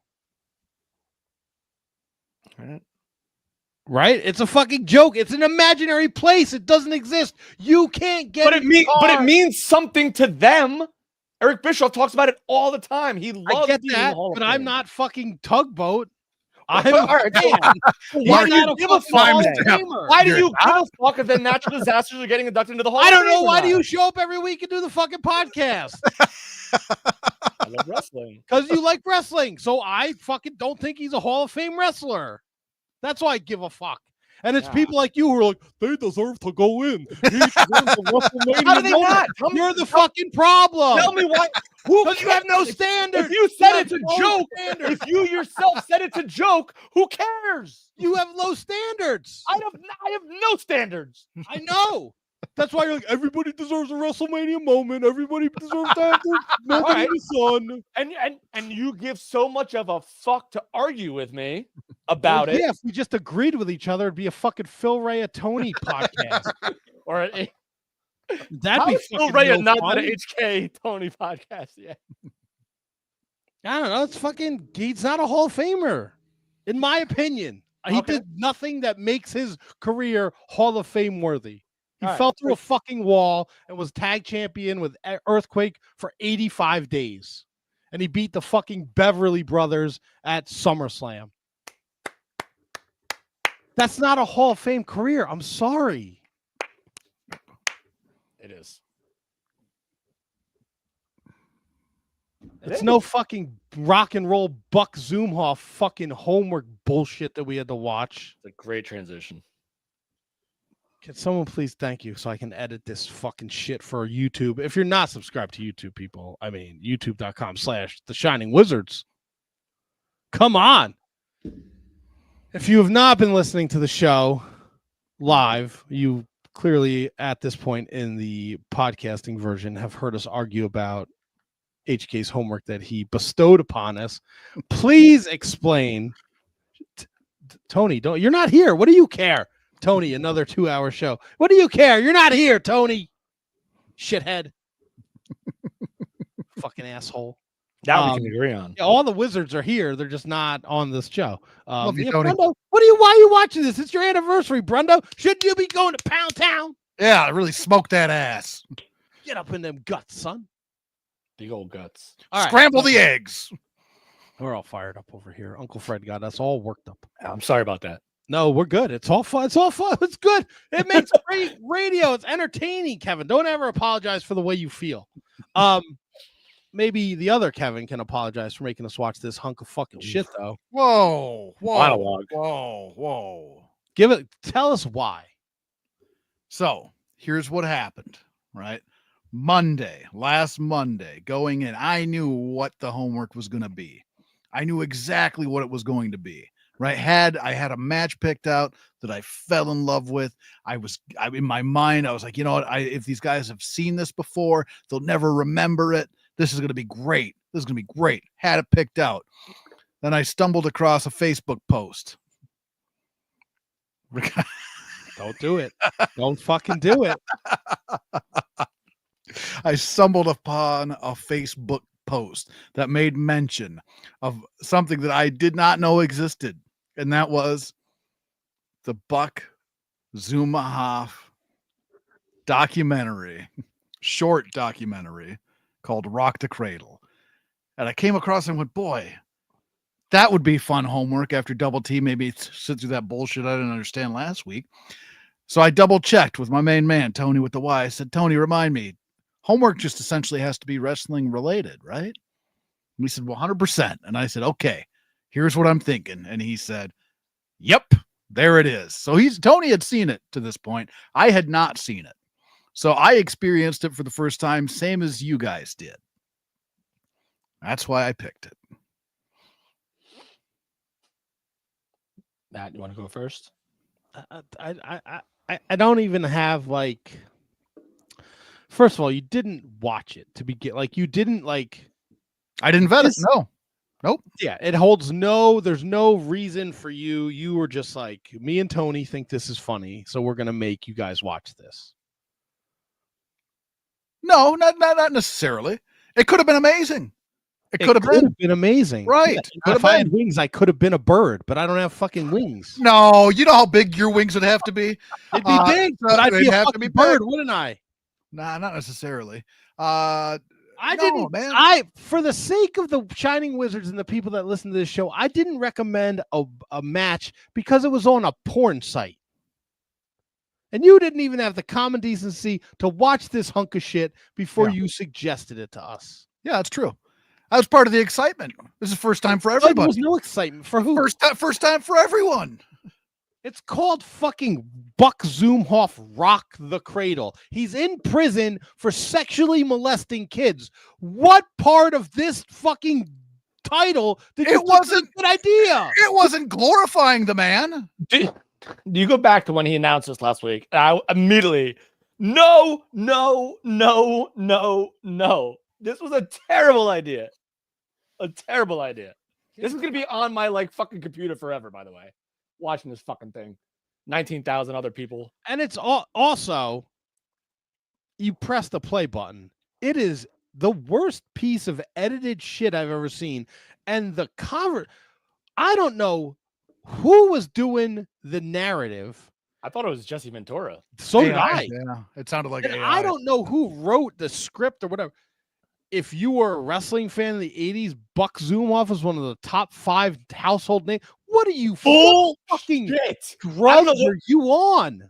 I don't know who the fuck Matt. I'm so glad you brought that up. It was like Donnie and Vin or something like that. Like Donnie some radio get hit by a fucking tractor trailer. Fucking Buck. You know 5 names in wrestling. They put him with Andre the Giant, Randy Savage, Hulk Hogan. Are you out of your fucking balls? Buck Zumhofe was. Like what? I didn't. It was. First of all, it wasn't even a good docu. It wasn't even whatever it was. Wasn't terrible. Good. It was terrible, even by documentary standards. Was it good? It was atrocious. I wanted to see more footage of the fucking 3x3 ring that these retards were wrestling in with the fucking pleather canvas, like whatever it was, like the tarp canvas. It was rough. Like his bit, they're like he was the first person in a body bag. He's the first person to wrestle Triple H. He's a fucking kid toucher. We shouldn't be glorifying him. Nobody glorified him. That's funny. We do every week. He's in a fucking chat. We laugh about it. I agree with you, Matt. We should never mention him again. No, he should die a horrible death. Who picked him off? Point So- for handsome Kevin. Go on. I was gonna say I picked him in the death. The documentary itself, right? This Doesn't motherfucker Matthew Birch? He hung around. He hung around to fucking. I throw love MB. body Dude, what- blows at me. Love MB. What the fuck, Birch? Where did we lose you, buddy? Where did we lose you? No, stay strong, MB. Stay strong. I'm going to pull it up because, Yeah. and then you can get back to whatever got it. point you're going to make. Okay. Matt watches true crime documentaries all the time, and then he complains when HK assigns one for home. You didn't watch this, Matt. There's no way you watched this and thought this was even on the same level of. I could make a better true crime documentary in my bathroom about me shitting my pants Wednesday morning. Great point. That is a true crime. All right, sorry, HK. We're all fired up. No. For the documentary itself, like I do want to make like clear to everybody, it does not do anything as far as putting Buck in a good light. Not even close. I think that like what KJG? You think it did? How could you make a documentary about putting him in a good Well, light? that's what I'm saying. Like it's not glorifying him in any way.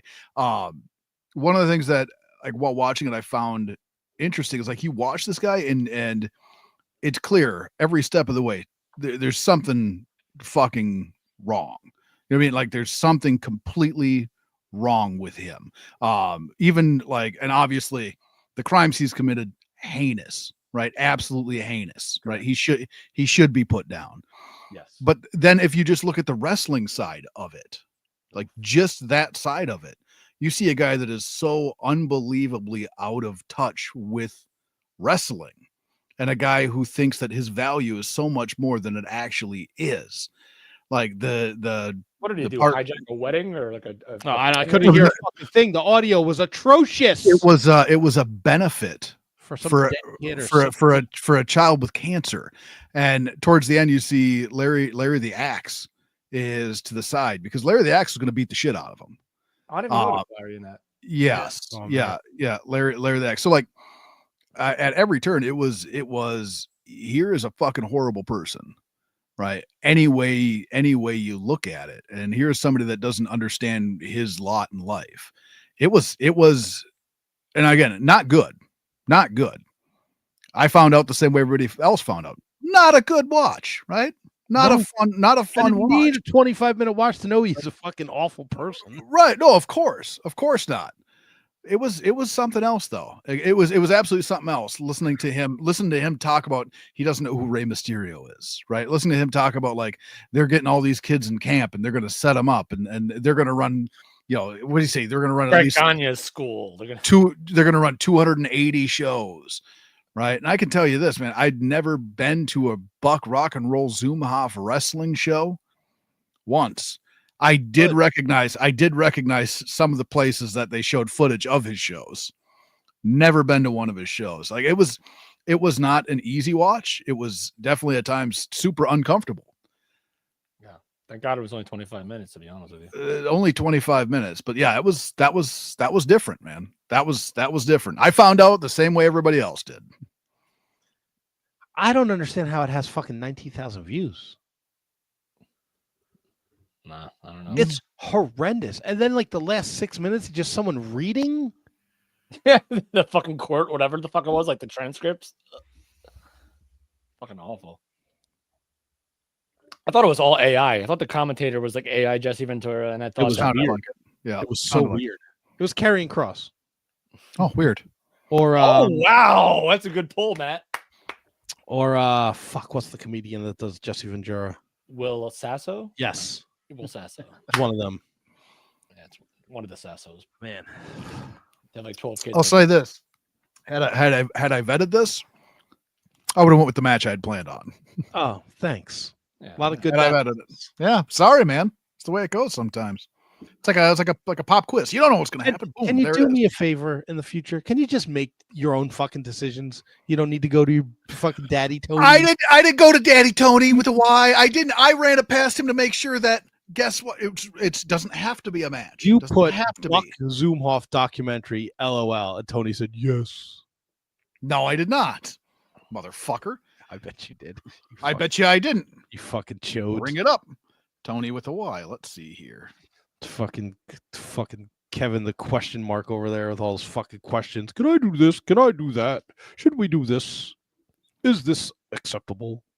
I said, Tony, match doesn't need to be a homework. I had one in the hopper for weeks, but I was just made aware of something else that might be better. Tony says, I said might be, didn't know. Tony said, so long as it's wrestling, doesn't have to be a match. So I sent him the screenshot of where I came across it. And then he said, 100%, right? He said he was all in. I said, what do you think? And he said, I've seen this. It's so uncomfortable. I said, if you've already seen it, I'll wait and go with my original pick. Tony says, no. No one else has seen it. Fuck him. I said, I had to sit through that dump match. This could be a little bit of turnabout as fair play. Then Tony said, you achieved dump status. I said twice this morning.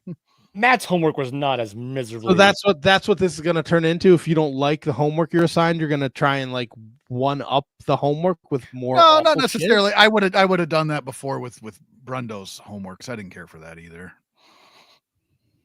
This was the worst one ever. Trying to broaden your fucking wrestling horizons here, and you're dropping this hunk of dog shit in my lap.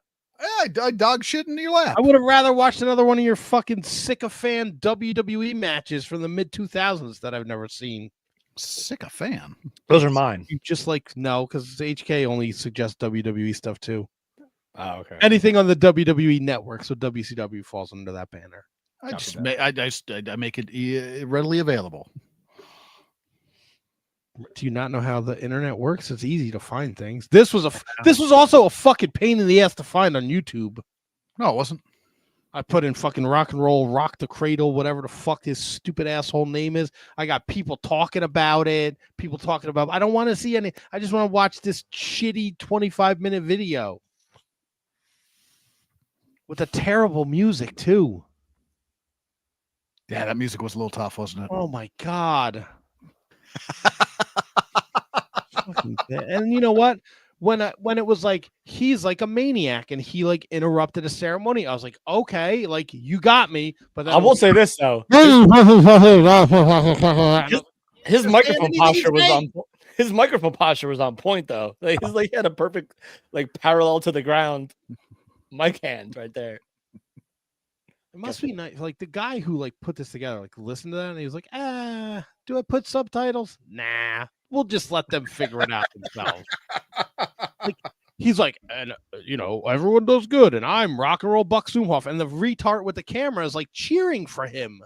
He did bury like all the other promotions in that, like all of them Minnesota. It was weird. Yeah. Who was the guy? I thought for some reason that was like Jumping Jim Brunzell or something. Who were the guys that were doing the actual? Yeah. In that awkward the benefit fundraiser thing because he started mentioning like indie promotions, like the guys that were talking were like promoters of something else. Yep. So one of them was Mick Karch. Okay. And then I forget. Golly, I knew the other guy. I can't pull his name now. But yeah, you see, like I said, you see Larry the Axe just off screen because he was on his way up to whoop Buck's ass. I have another question too. There is a part like it's like the shitty fucking editing final arrest. Does it say who the voice of the guy is who's like I rode with him and his daughter and like I knew something was off? Like it never says who that guy was. Was it a guy or was it a woman that said that? It sounded like a man. When she was like, I knew something was up because the way that they were interacting and like that part of it. Yeah. Okay. I thought it was a woman. But they never said like who it was. Yeah. Like, no. That would have been pertinent to the story. Yeah, sure would have. Unless it was just another AI fucking Minnesota wrestler. You just put AI Minnesota wrestler. It was AI Rick Rude. Well, Brundo was let me take this down because this will be real easy for me to edit this. Brundo was kind enough to send us a video of his homework. So let's watch that. Hope you're having an awesome show while I'm out having a great anniversary dinner with my amazing wife.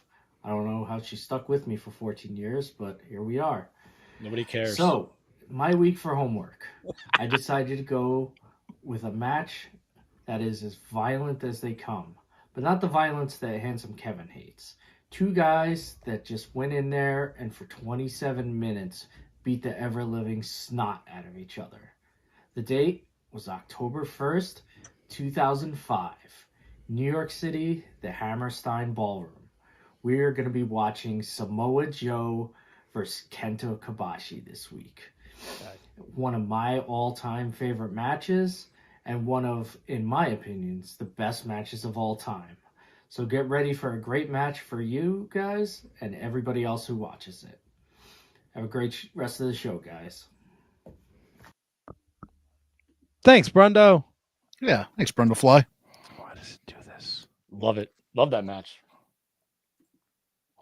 I like this setup there. It's a little like you can see more of the sheet than when he's doing the show.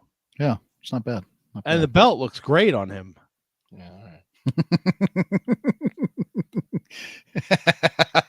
It also looked great on Yokozuna. Wow. Oh, yeah, he could. Buck Zumhofe couldn't remember fucking Yokozuna. Yeah, I know. that Japanese Samoan guy. Yep. Get the fuck out of here, Buck Zumhofe, you piece of shit. He's a fucking nut. Holy smokes. Okay, we did that. I think that's it, guys. We got our homework next week. Is there anything else we want to bring up, mention, talk about before I try and run another fucking video and get aggravated? Yeah. One thing I wanted to mention here, lost a friend over the weekend. Great guy. Trent the Hammer passed away and leaves behind his wife and two boys. He was such a good dude. Like in wrestling locker rooms, you run into guys and you see egos over and over again, and guys that maybe, are not nice to be around. And Trent was a guy that like you looked forward to seeing him on the card. He was a guy that when I had a hand in booking, he was a guy that I always wanted on my cards because he was always helpful.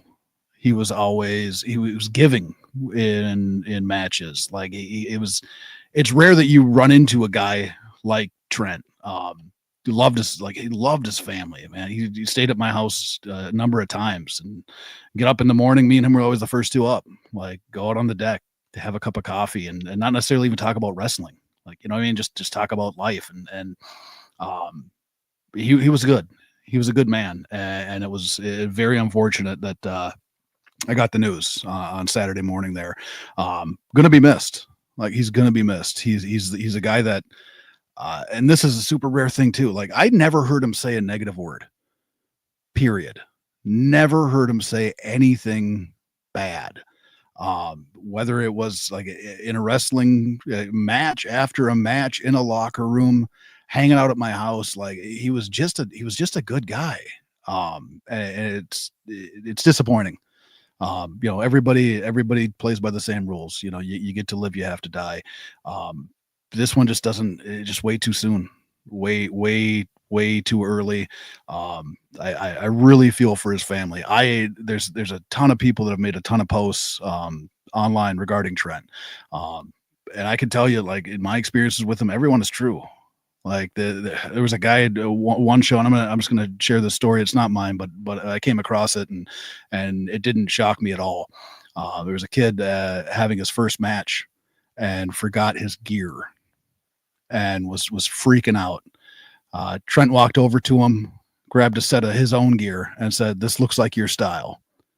Gave him the gear so he'd have something to wrestle in that night. Like he was just always a good dude. You know what I mean? And it's a sad situation, man, leaving behind his wife and two boys. So there is a GoFundMe out there.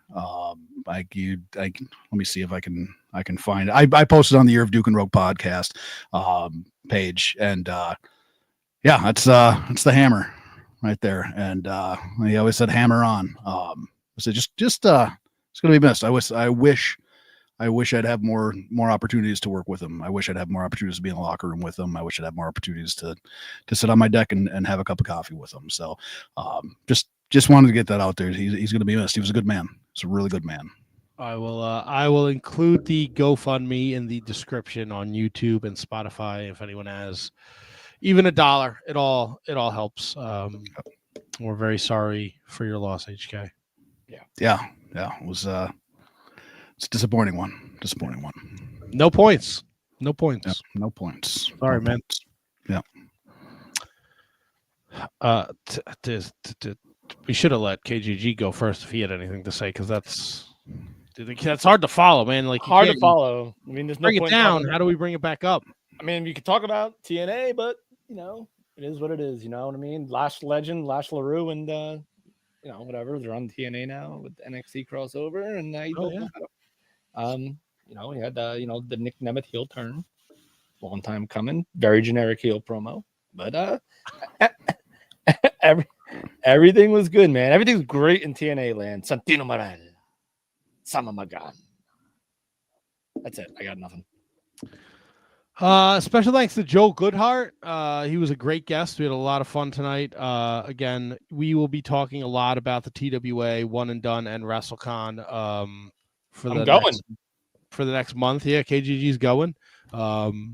Because we have Bay next week. Bay Ragney, also known as Chubby Dudley, will be joining us next week. We have Tony Stetson, and we have the Maniac Glenn Osborne, all coming on this podcast in the next month to talk about the TWA One and Done WrestleCon. So, if you don't want to hear it, tough shit.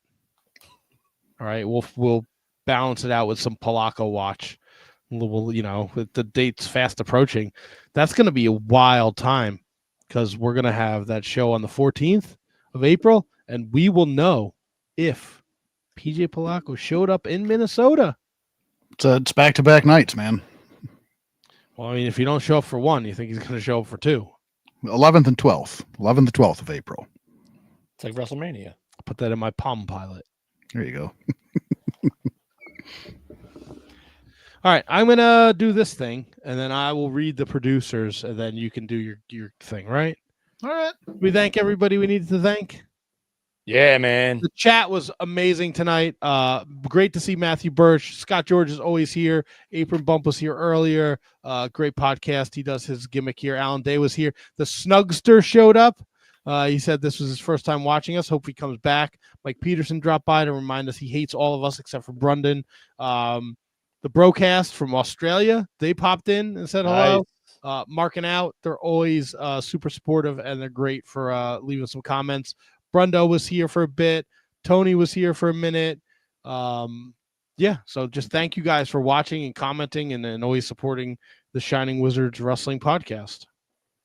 I have to do this, right? This has been a production of the Shining Wizards Network. For everything Shining Wizards, visit shiningwizards.com. And don't forget to listen to all the great shows of the Shining Wizards Network. We're going to thank the executive producer, Manny Crazzo, producers, Kate Henser, Matt Grifo, Hi, Tom, Ryan Schlong, Al Day, William Mercier Jr., Kathy Hummer, Michael Hammond, Keith Parker, Scott George, Jesse Elwell, Emily Brock, I Dunk Biscuits. Here,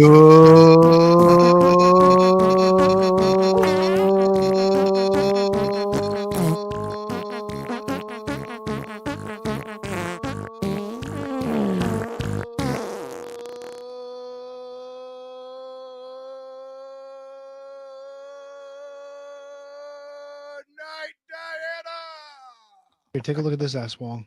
Well, horny. Gotta go. Ooh. He's trying to diddle his way into somebody else's pants. Yeah. Apparently, she has amnesia. Happy anniversary, Brundo.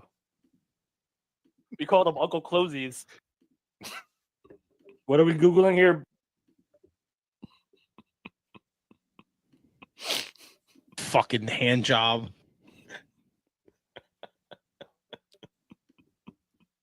He hit me with a "she looks like Jabba's slut."